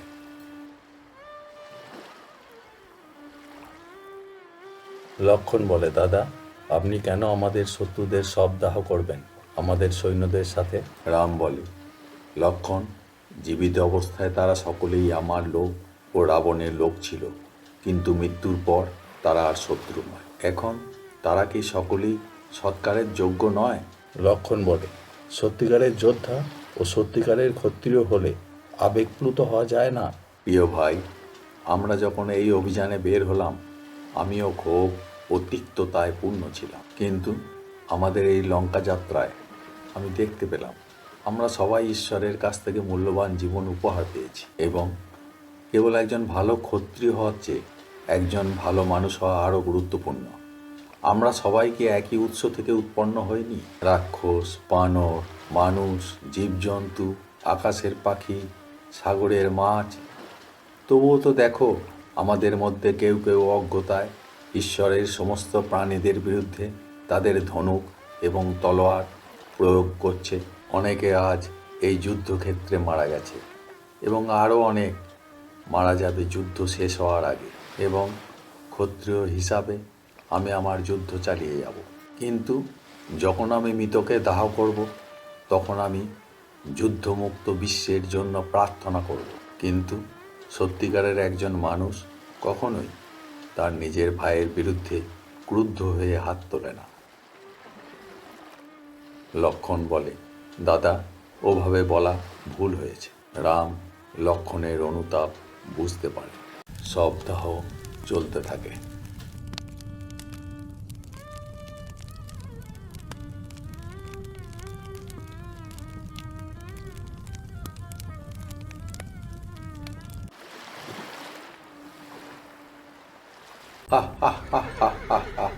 এ সময় কুম্ভ আক্রমণ করে। সুগ্রীবকে তীর মারে, লাগে না। ক্রুদ্ধ সুগ্রীব গাছ তুলে বলে, আমি বানরদের রাজা, আমি তোমাকে পরাজিত করব। কুম্ভ বলে, চেষ্টা করো, দেখা যাক, এগিয়ে এসো। সুগ্রীব গাছের গুড়ি দিয়ে কুম্ভের রথ উড়িয়ে দেয়।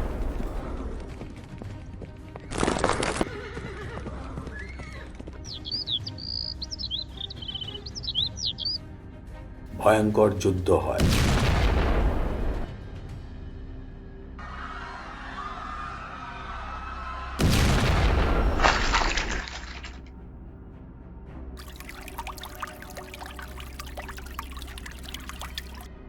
সুগ্রীব অস্ত্রহীন হলে কুম্ভ বলে, হা হা হা, তুমি ভালোই লড়াই করেছো, কিন্তু এইবার তোমার লড়াই শেষ। ভয়ঙ্কর যুদ্ধ শুরু হয়।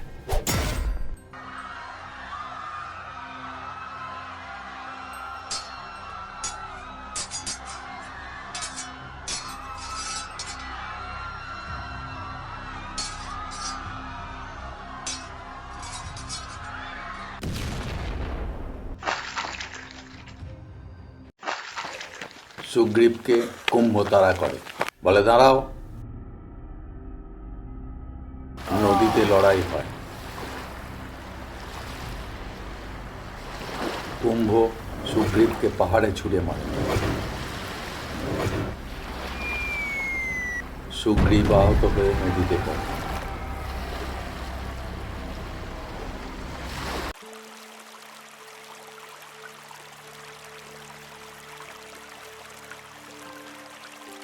কুম্ভ কাছে এলে সুগ্রীব তাকে ধরে পাথরে আছাড় মেরে মেরে মেরে ফেলে।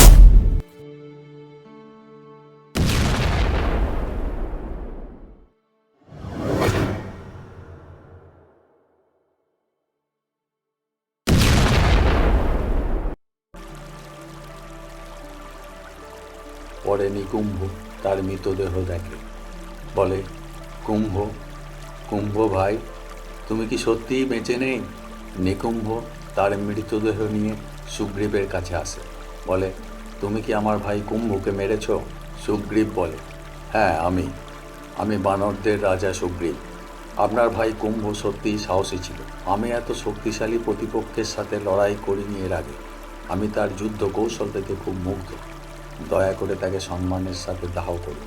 রাবণ বলে, কি বলছো ইন্দ্রজিৎ? কুম্ভকে তারা হত্যা করেছে? ইন্দ্রজিৎ বলে, হ্যাঁ বাবা, এটা দুর্ভাগ্যজনক কিন্তু সত্য। রাবণ বলে, আমি কখনোই ভাবিনি যে রামের সেনাবাহিনীতে তাদের সাথে লড়াই করার মতো কেউ আছে। এখন আমাদের কৌশল পর্যালোচনা করতে হবে। ইন্দ্রজিৎ, কুম্ভকর্ণকে জাগাও। ইন্দ্রজিৎ বলে, কিন্তু রাবণ বলে, হ্যাঁ, কুম্ভ এত কঠিন লড়াই করেছিল। তাদের পিতা কুম্ভকর্ণ তার চেয়ে 10 গুণ শক্তিশালী যোদ্ধা, সেই এদের দমন করতে পারে। হ্যাঁ, আমি ঠিক বলছি, অবিলম্বে তাকে জাগাও, এটাই আমার আদেশ। ইন্দ্রজিৎ বলে, হ্যাঁ, তুমি ঠিক বলেছ বাবা, আমি জাগাচ্ছি। এরপর হাতিদের দিয়ে বিশাল গামলায় জল ভরা হয়। কুম্ভকর্ণকে হাতি দিয়ে ঠেলে গামলায় ফেলা হয়।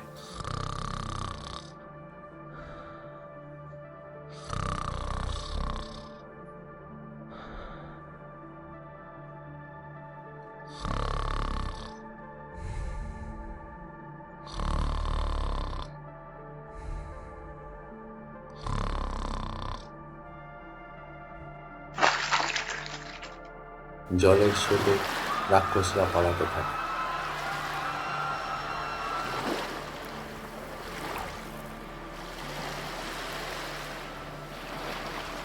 কুম্ভকর্ণ ঘুম ভেঙে উঠে পড়ে। ওদিকে নিকুম্ভের সাথে সুগ্রীবের লড়াই চলে।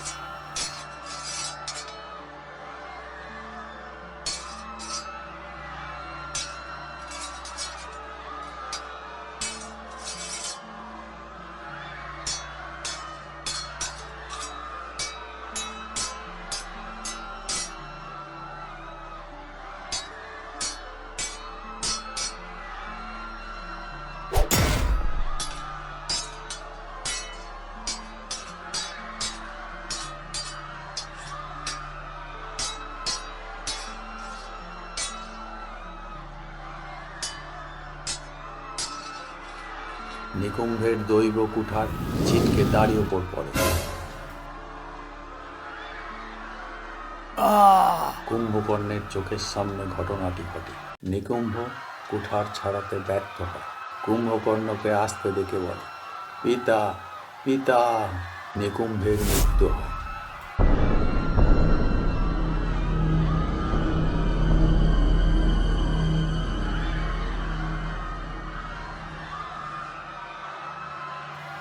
বিভীষণ রামকে বলে, রাম, রাবণের সৈন্যদের মধ্যে কুম্ভকর্ণ সেরা এবং সাহসী যোদ্ধা। 6 মাস ঘুমানোর পর কুম্ভকর্ণ অমর, কিন্তু আমার মনে হয় রাবণ তাকে তার আগেই ঘুম থেকে উঠতে বাধ্য করেছে, কারণ রাবণ তার অনেক সৈন্যকে একের পর এক নিহত হতে দেখে আতঙ্কিত হয়েছে। কিন্তু হ্যাঁ, এখন কুম্ভকর্ণ আর অমর নয়, সে কেবলমাত্র তার বিশাল চেহারা দিয়ে সমস্ত বানর সৈন্যদের আতঙ্ক ছড়াবে। রাম, এখন যুদ্ধে যাওয়ার জন্য আপনার সঠিক মুহূর্ত। রাম বলে, হ্যাঁ, এখন আমি যুদ্ধে যাব। বানররা তাদের রথের মধ্য থেকে তীর ছুড়ে।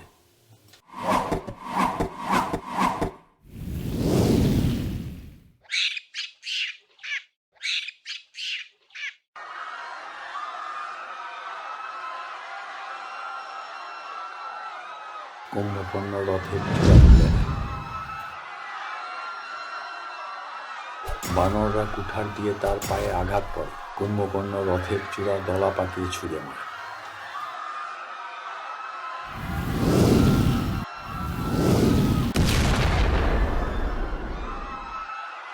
বানররা আতঙ্কে পালাতে থাকে।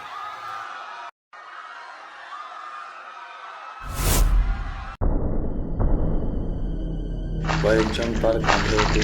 কুম্ভকর্ণ তাদের মুখে পুড়তে যায়। এ সময় বানররা পাথরের গোলা ছোড়ে, তার খাওয়া হয় না।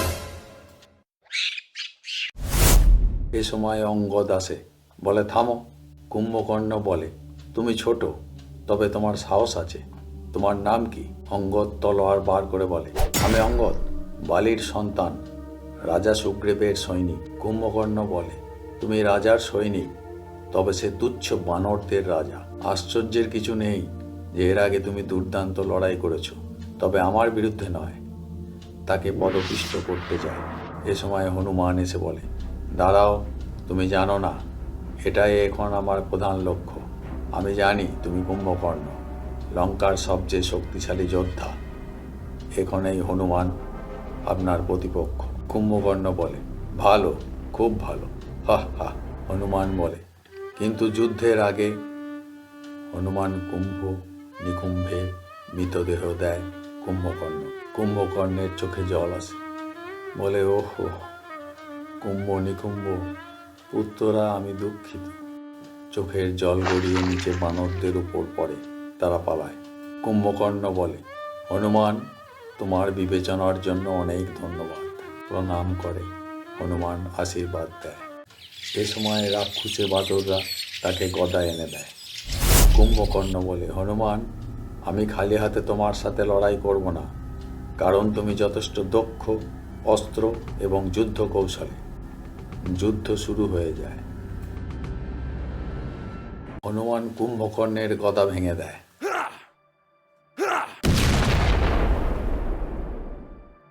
হনুমান কুম্ভকর্ণকে আক্রমণ করে।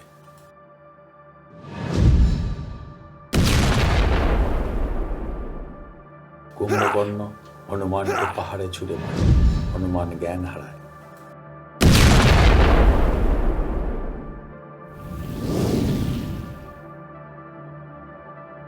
কুম্ভকর্ণ আসে, বলে, তোমার পক্ষে ভালো হয়েছিল যে আমি আমার গদা হারিয়েছিলাম। এখন ওঠো, লড়াই করো। রাম এসে বলে, দাঁড়াও, আপনি ওখানেই দাঁড়ান। আমি রাম, অযোধ্যার রাজপুত্র, রাজা দশরথের পুত্র। রাম তার দৈব তলোয়ার গ্রহণ করে। এ সময় রাক্ষসে বাদুর কুম্ভকর্ণকে অস্ত্র দিতে এলে রাম ফেলে দেয়। কুম্ভকর্ণ বলে, অপদার্থ। কুম্ভকর্ণ বলে, তুমি তাহলে সেই রাম? তুমি নাকি একজন দক্ষ তলোয়ারধারী? কেন তুমি আমাকে বিরক্ত করছো? ছোট বানরদের সাথে খেলতে চলে যাও। কুম্ভকর্ণ রাক্ষসে বাদুরদের পাকিয়ে ছুঁড়ে মারে বানর।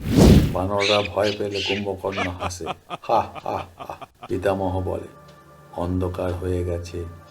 এদিকে মাঠে কুম্ভকর্ণের সাথে যুদ্ধ চলছে তো চলছেই। ইন্দ্রজিৎ বলে, বাবা, আমি যুদ্ধের ময়দানে গিয়ে আপনার কাছে আসল খবর নিয়ে আসব। রাবণ বলে, হ্যাঁ, ঠিক বলেছ পুত্র ইন্দ্রজিৎ, যাও। সীতা রামের জন্য প্রার্থনা করে। রাম অস্ত্র নিয়ে ছুটে যায় কুম্ভকর্ণের দিকে। রাম দৈব অস্ত্র দিয়ে কুম্ভকর্ণের হাঁটুতে আঘাত করে। কুম্ভকর্ণ পড়ে যায়।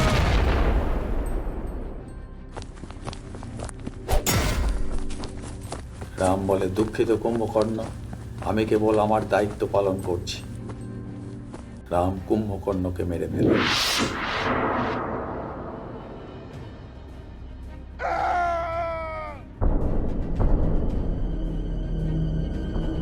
রাম পড়ে যায়, হাতে আঘাত পায়। বানররা বলে, দীর্ঘজীবী হোক অযোধ্যার রাজপুত্র। লক্ষ্মণ বলে, দাদা, আপনি ঠিক আছেন? আজ একটি গৌরবময় কাজ হয়েছে। রাম বলে, আমি আহত, কিন্তু আত্মশক্তিতে ভরপুর। আমি আশা করব এখন তাকে বন্ধু হিসাবে মনে করো। আমি দুঃখিত যে কুম্ভকর্ণ আমার হাতে মারা গেল। বানররা লঙ্কায় ঢুকে পড়ে। রাক্ষসরা পালাতে শুরু করে, বলে, আমাদের বানর থেকে বাঁচাও। বানররা বন্দীদের ছেড়ে দেয়।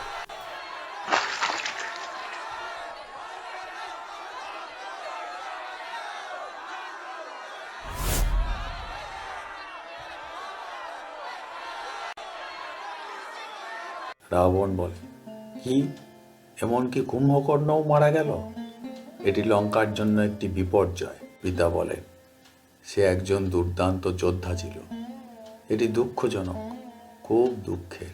ইন্দ্রজিৎ বলে, পিতা, হতাশ হবেন না, আমাকে বিশ্বাস করুন। আমি একটি পরিকল্পনা করেছি। আমি রামের সৈন্যদের ধ্বংস করব। আমি আপনাকে আশ্বস্ত করতে চাই। রাবণ বলে, ভালো, ঠিক ঠিক বলেছ পুত্র, আমার তোমার উপর বিশ্বাস আছে। যেভাবে ভেবেছ এগিয়ে যাও। ইন্দ্রজিৎ বলে, হ্যাঁ পিতা। হনুমান বলে, অন্ধকার থাকতে থাকতে আহতদের সবাইকে এখানে নিয়ে এসো, তাড়াতাড়ি করো, তাড়াতাড়ি। ইন্দ্রজিৎ রথ নিয়ে আসে। হা হা হা হা। বলে, বন্ধু, তুমি আরো অনেক মৃতদেহ পাবে জড়ো করার জন্য। হনুমান বলে, কে কে এভাবে কথা বলতে সাহস করে? আমি দেখাচ্ছি, দাঁড়া। ওটা কি? সীতা। ইন্দ্রজিৎ তীর মারে। ওহ ওহ, একজন বলে। হনুমান, তুমি ঠিক আছো? অঙ্গদ? বানররা পালাতে থাকে। ইন্দ্রজিৎ বলে, কোথায় রাম? কোথায় সেই কাপুরুষ রাম? রাম বেরিয়ে আসে, সব দেখে। বন্দি সীতা ডাকে, রাম রাম। রাম বলে, সীতা, আমার রানী সীতা।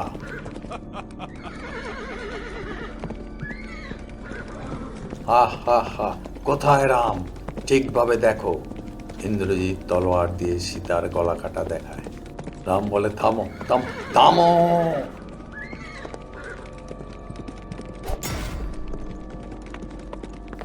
তা দেখে রাম আর্তনাদ করে মাটিতে লুটিয়ে পড়ে।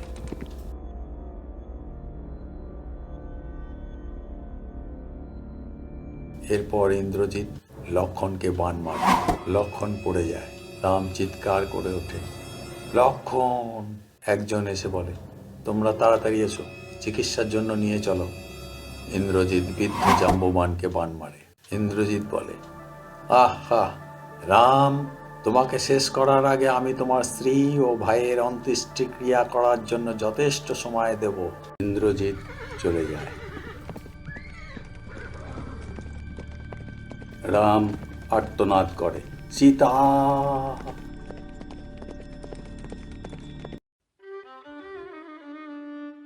একজন এসে হনুমানকে বলে, আমি কি আপনার সাথে কিছুক্ষণ কথা বলতে পারি?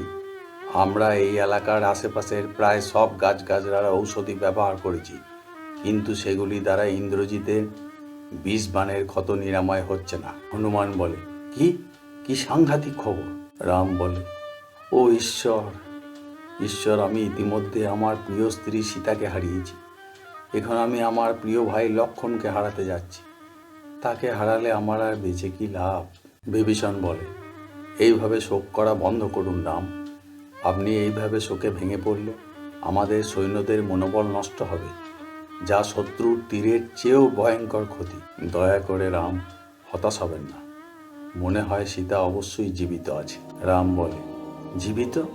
কিন্তু আমি যে আমার চোখের সামনে সীতাকে হত্যা করতে দেখেছি। বিভীষণ বলে, আমি জানি, এটা অবশ্যই ইন্দ্রজিতের একটা ইন্দ্রজাল। রাম বলে, ইন্দ্রজাল? বিভীষণ বলে, হ্যাঁ, এবং আমাদের অবশ্যই উচিত তার ইন্দ্রজাল দ্বারা আমাদের বিভ্রান্ত না হওয়া। তোমার দুঃখ দেখে সে শক্তি পাবে। ইন্দ্রজিতের শক্তির প্রধান উৎস তার ইন্দ্রজাল। তার কাছ থেকে এই শক্তিগুলি কেড়ে নেওয়ার একমাত্র উপায় হলো ইন্দ্রজিৎকে আক্রমণ করা।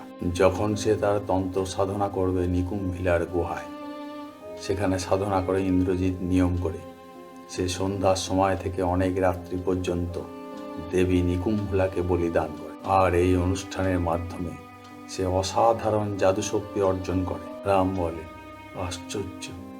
কিন্তু না না না, আমাদের এখনো অনেক সৈন্য আহত। আমার ভাই লক্ষণের অবস্থা ভালো নয়। না, আমি মনে করি এখন এটা করা সম্ভব না। নিকুম্ভিলা গুহা আক্রমণ এখন অসম্ভব। জাম্বুবান বলে, রাম, হিমালয়েতে। রাম বলে, হ্যাঁ, হিমালয়তে কি? তুমি বিশ্রাম নাও জাম্বুবান, আমার সাথে পরে কথা বলো। জাম্বুবান বলে, আমি জানি সেখানে কিছু ভেষজ আছে যা আমাদের ক্ষত সারাতে পারে। রাম বলে, হিমালয়েতে? কিন্তু আমার আশঙ্কা হচ্ছে, আমি ভয় পাচ্ছি, সেটা যে অনেক দূরে। হনুমান চলে যায় হিমালয়তে।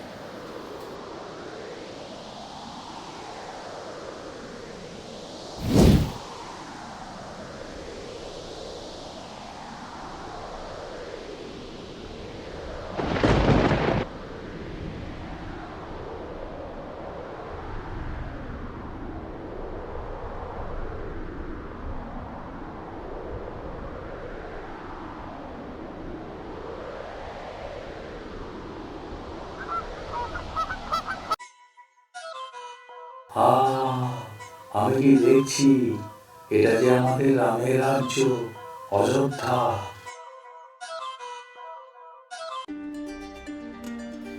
হিমালয়, ও হিমালয়, শেষ পর্যন্ত সেই পবিত্র পাহাড়ে।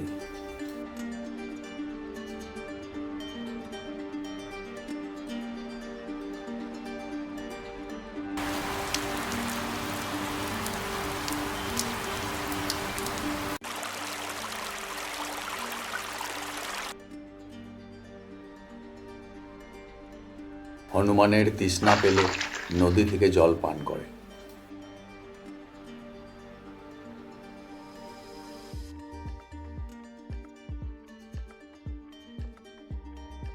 হিমালয়ের দ্রোণাগিরি।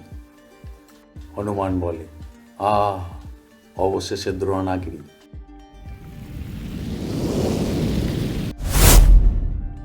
এখন আমাকে ভেষজ সন্ধান করতে হবে। আমাদের সেনাবাহিনীর এগুলোর খুব প্রয়োজন। নিজেকে ছোট করে নেয়। এখানেই মনে হয় ভেষজ ঔষধগুলি আছে। এই গাছটা ব্যথায় লাগিয়ে দেখি। কি লাগছে?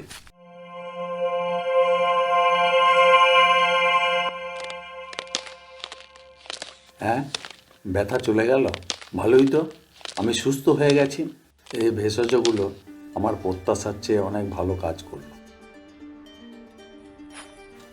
কিছু গাছ তুলে নেয়, চিন্তা করে, কিন্তু মাত্র এক মুঠো এই ভেষজ সেগুলি সবার জন্য যথেষ্ট হবে না। এখন আমাকে ভাবতে হবে কি করব। আমি এখন এই বড় গাছটাকে নেব। হ্যাঁ, এই গাছটাই আমার পক্ষে যথেষ্ট ভালো। গাছ তুলতে থাকে।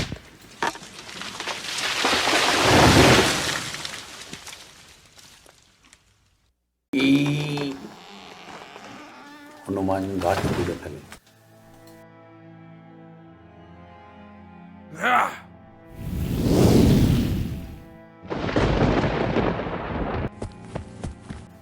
হনুমান সেটিকে অর্ধেক করে, এরপর সেটিকে পুঁতে দেয়। এটি হবে আমার নিদর্শন।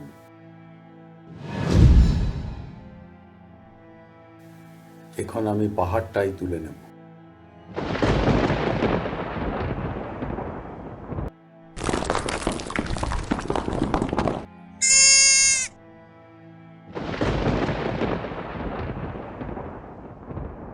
হনুমান পাহাড়ের উপরিভাগ ভেঙে তুলে ফেলে, এরপর রওনা দেয়। দয়া করো ঈশ্বর, আমাদের প্রভু লক্ষ্মণকে রক্ষা করো। আমি ভাই লক্ষ্মণের জন্য ভেষজ নিয়ে তাড়াতাড়ি আসছি। আর কিছুক্ষণ জীবন যুদ্ধের লড়াই চালিয়ে যাবে। লক্ষ্মণ যন্ত্রণায় কাতরায়। রাম বলে, লক্ষ্মণ, আর কিছুক্ষণ কষ্ট করো, সহ্য করো। হনুমান শীঘ্রই ভেষজ নিয়ে ফিরে আসবে, যা তোমাকে সুস্থ করে তুলবে। হনুমান অযোধ্যার উপর দিয়ে উড়ে যায়। লক্ষ্মণ কাতরায়, বলে, রাম, ও দাদা। লক্ষ্মণ, লক্ষ্মণ, একজন বলে, ওই দেখো হনুমান আসছে, জয় জয় জয়। কিন্তু হনুমানের কাঁধে ওঠা কি? সে বিরাট কি নিয়ে আসছে? ওরে বাবা, এ যে একটা আস্ত পাহাড়, এ যে গাছপালা শুদ্ধ পুরো পাহাড় নিয়ে এসেছে।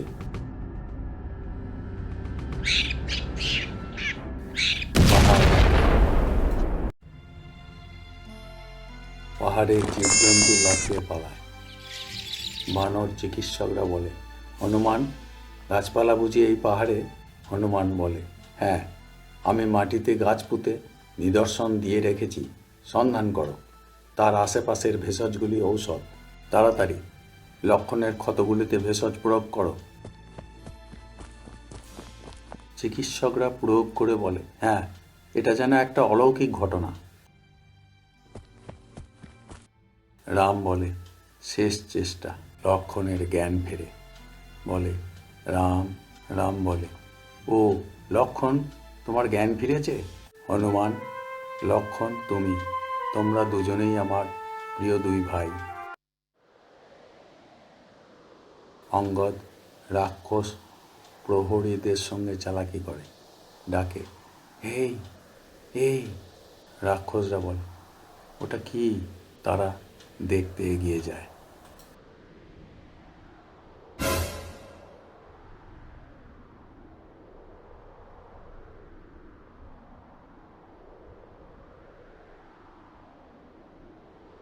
পিছন থেকে সুগ্রীব এসে তাদের ধাক্কা মারে, বলে, কি ওটা দেখ গে যা।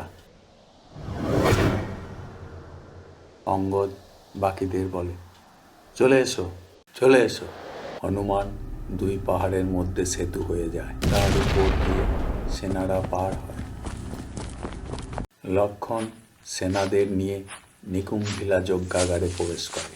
ওং হি ক্লি চামুণ্ডায়ে বিচ্ছে, ওং ক্লি ক্লি জু সজ্জালায় জালায় জলা জলা পজ্জলা পজ্জলা হি ক্লি চামুণ্ডায়ে বিচ্ছে জলা হস্য লক্ষ ফট সাহা। ইন্দ্রজিৎ তখন পূজা শুরু করেছে রাক্ষস বাদুরদের পাহারায়। লক্ষণ বান মারে গুহা ছোড়ে, ইন্দ্রজিতের সামনে পাথর পড়ে। ইন্দ্রজিৎ বলে, কি হলো? না না, কে ওখানে? লক্ষণকে দেখে বলে, তুমি তুমি এখনো জীবিত? লক্ষণ বলে, হ্যাঁ, এবার তোমার দেবীর সাথে তোমার মৃত্যুর সময় এসেছে। লক্ষণ বান মারতে গেলে রাক্ষস বাদুর আড়াল করে দাঁড়ায়। লক্ষণ বলে, এটা বিশ্বাস করা কঠিন যে তোমার মতো যোদ্ধা কা পুরুষের মতো লুকোচ্ছ, কিন্তু তাতেও বাঁচবে না। ইন্দ্রজিৎ তাদের সরিয়ে দেয়, বলে, তোমরা একে মেরে ফেলো। হনুমান অনেককে কেটে ফেলে।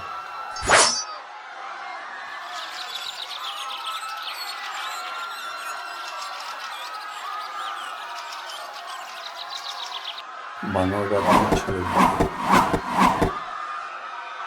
হনুমান গদা দিয়ে মারে।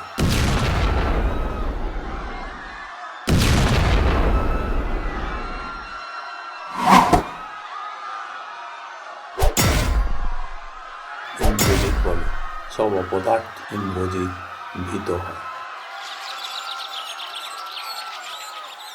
একটি রাক্ষস বাদুরকে ধরে, এখান থেকে আমাকে বের করে নিয়ে চল। তার উপরে চেপে পালায়।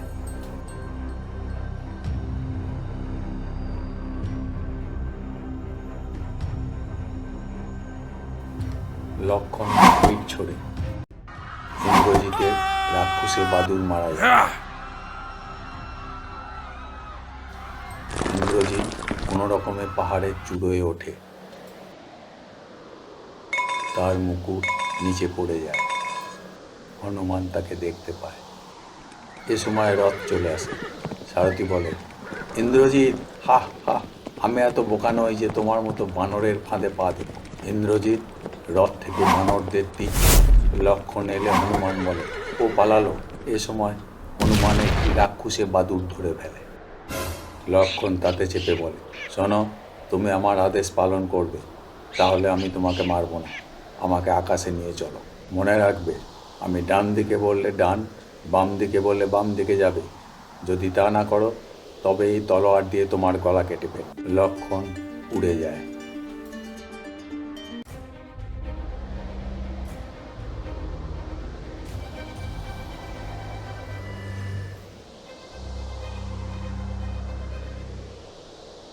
ইন্দ্রজিৎকে আক্রমণ করে।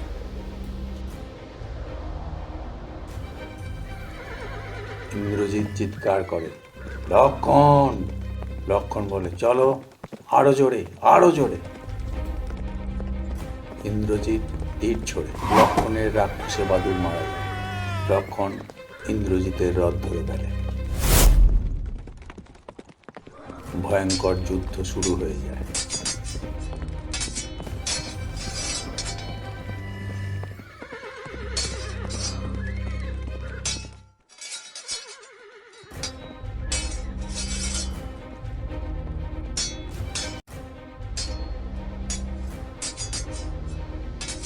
শেষে ইন্দ্রজিৎ লক্ষণকে ফেলে দেয়। লক্ষণ রথ ধরে ঝুলতে থাকে। ইন্দ্রজিৎ বলে, এই তোমার শেষ। ইন্দ্রজিৎ তরবারি চালায়, তাতে রথে বাঁধা একটি ঘোড়ার দড়ি কেটে যায়। লক্ষণ তাতে চেপে পড়ে। লক্ষণ বলে, তোমার শেষ আমার নয়, আমি এই মুহূর্তের জন্য অপেক্ষা করে আছি।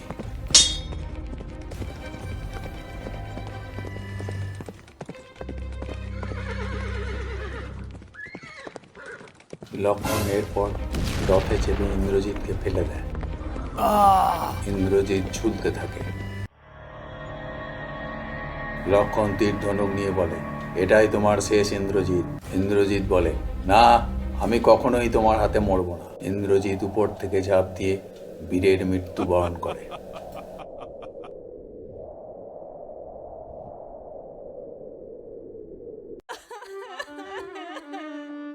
মন্দোদরী কাঁদতে থাকে। ইন্দ্রজিৎ, আমার ইন্দ্রজিৎ, আমার পুত্র। রাবণ বলে, আমার প্রিয় পুত্র সীতার জন্য মরেছে, আমি এখন সীতাকে মেরে ফেলব। যে রামের প্রতি এতটা নিবেদিত প্রাণ, সে মৃত্যুর যোগ্য। পিতা বলে, সীতা নামে এক নির্দোষ নারীকে হত্যা করে এখন কি তোমার পাপ আরও বাড়াবে? একবার ভাবো, কুম্ভ, নিকুম্ভ, কুম্ভকর্ণ প্রত্যেকে বীরত্বের সাথে যুদ্ধ করে বীরের মৃত্যুবরণ করেছে। এমনকি ইন্দ্রজিৎও বীরগতি প্রাপ্ত হলো। যারা যুদ্ধে মারা গেল, তুমি সেই বীরদের কারো ভাই, কারো পিতা, কিন্তু রাজা তাদের সকলে। তুমি কি তাদের স্মৃতিকে অপমান করতে চাও? এখন আমাদের দুজনেরই সময় এসেছে, যাতে আমরা দুজনেই এগিয়ে যাই এবং আমাদের স্বজনদের প্রতিশোধ নিতে পারি। রাবণ বলে, আমি সেটা বুঝি, কিন্তু আপনি এখানে থাকুন, আমাদের নারী ও শিশুদের রক্ষা করবেন। পৃথিবীর কোনো শক্তি আমাকে শেষ করতে পারবে না, এমনকি রামও না। মন্দোদরী কাঁদতে থাকে। রাবণ তার বিমানে চেপে রওনা হয়।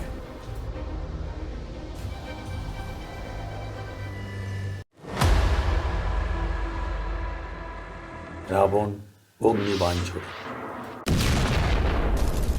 বানররা মারা যেতে থাকে।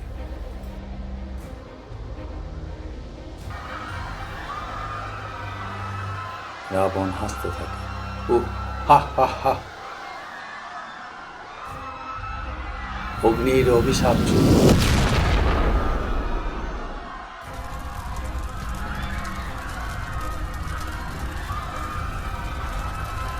রাম তা দেখে হনুমানের পিঠে চেপে রওনা হয়।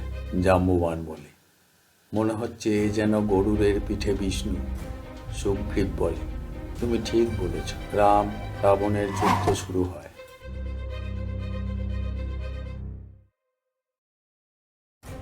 রাম বাণ মেরে রাবণের বিমান ধ্বংস করে।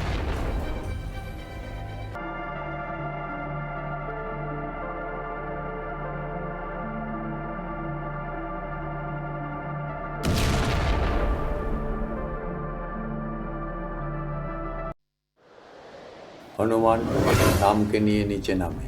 লক্ষ্মণ ছুটে আসে। রাম বলে, এটা আপনার এবং আমার মধ্যে যুদ্ধ, এটাই শেষ যুদ্ধ। লঙ্কার প্রজারা, তোমাদের রাজা রাবণের দশক শেষ। যাকে তোমরা শাশ্বত শক্তির প্রতীক মনে করো, একটি নিছক নশ্বর মানুষের হাতে তার মৃত্যু দেখো। রাবণ বলে, রাম, তোমার এত অহংকার কোথা থেকে আসে তা আমাকে বলতে পারো? তোমার অহংকারী ঠোঁট আর কখনো এমন কথা বলবে না এরপর। লঙ্কার সাহসী সৈন্যরা, তোমরা খুব ভালো করে জানো কে এখানে সব থেকে শক্তিশালী। রাম, চলে এসো, যুদ্ধ করো। রাম বলে, তাই হবে রাবণ, যুদ্ধ করো। ভয়ঙ্কর যুদ্ধ শুরু হয়।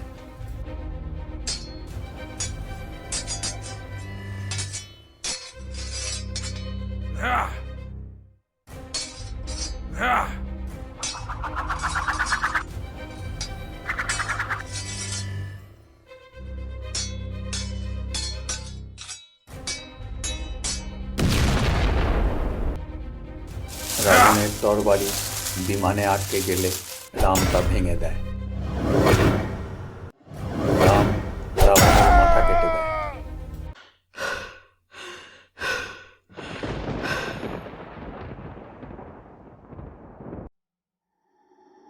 রাবণের আবার মাথা গজায়, আবার তা কেটে দেয়। রাম বলে, না, এবার মনে হচ্ছে সে মারা গেছে। কিন্তু আবার মাথা গজায়।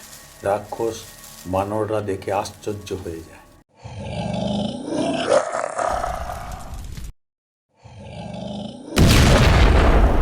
রাবণ দশানন ধারণ করে। রাম বলে, আমি নিজের চোখকে বিশ্বাস করতে পারছি না, ভেবেছিলাম শেষ হয়ে গেছে। রাবণ রামকে ধরতে যায়। সবাই দেখতে থাকে। রাবণ রামকে অগ্নিবাণ ছোড়ে।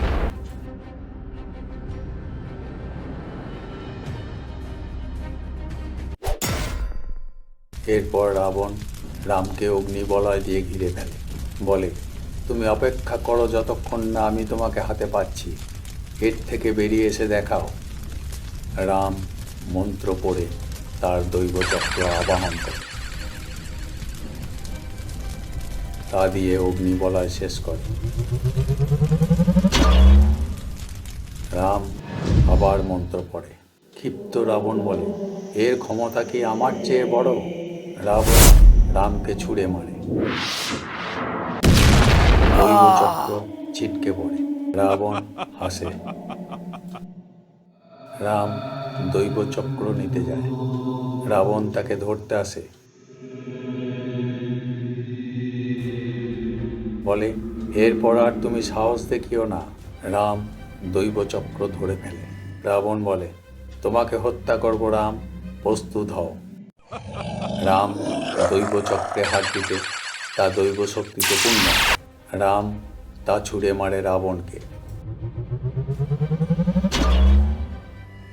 রাবণ দ্বিখণ্ডিত হয়ে চিৎকার করে।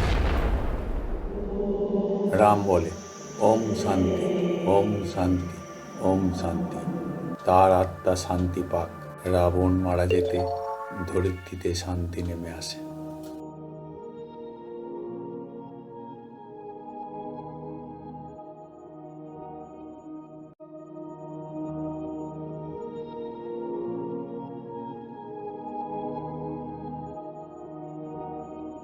একটি বিশাল বৃক্ষের সৃষ্টি হয়।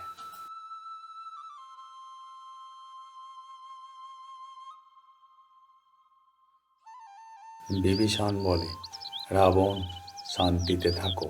রাম বলে, এখন এসব সব কিছুর ঊর্ধ্বে। রাম সৈন্যদের কাছে এসে বলে, লঙ্কার সৈন্যরা, রাজা রাবণ ফিরে গেছেন তার পূর্বভূমিতে।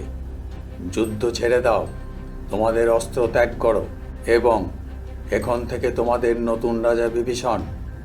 এখন তার সাথে মিলে সবাই দেশের পুরাতন গৌরব পুনরুদ্ধার করতে আত্মনিয়োগ করো। বিভীষণ বলে, হে প্রভু রাম।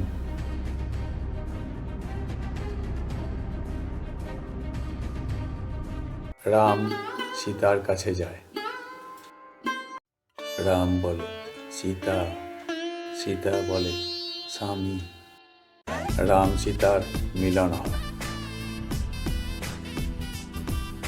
সীতা বলে, সবার কাছে আমি কৃতজ্ঞ, কিন্তু যখন আমি আমার জন্য মারা যাওয়া লোকেদের কথা ভাবি তখন আমার দুঃখ হয়। আমি তাদের জন্য ঈশ্বরের কাছে প্রার্থনা করব ও তাদের হয়ে ক্ষমা প্রার্থনা করব। সুগ্রীব বলে, তার আর প্রয়োজন নেই। এখন আপনি রামের সাথে অধিষ্ঠিত হয়ে শান্তিতে জীবন কাটান। তারা তাদের ঋণ একটি মহিমান্বিত আত্মত্যাগের মাধ্যমে সম্পন্ন করেছে। সীতা সুগ্রীবকে নমস্কার করে, বলে, তুমি যা বলেছ তা আমার মনে থাকবে সুগ্রীব। লঙ্কার নতুন রাজা বিভীষণ রাম ও সীতাকে অযোধ্যায় ফিরে যাওয়ার জন্য উড়ন্ত রথ অর্থাৎ বিমান উপহার দেন। জয় জয় রাম, জয় জয় রাম, জয় সীতারাম। হনুমান পর্বত নিয়ে হিমালয়ে রাখতে যায়।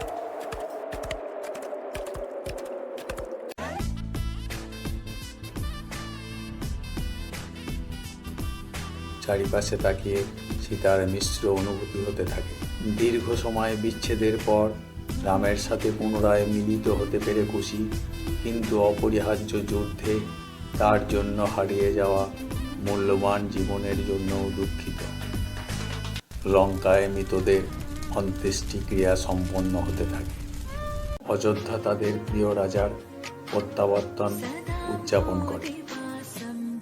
রাম সীতা ঘরে ফিরে আসে। বেশ কিছু বছর পর রাম স্বর্গে ফিরে যায়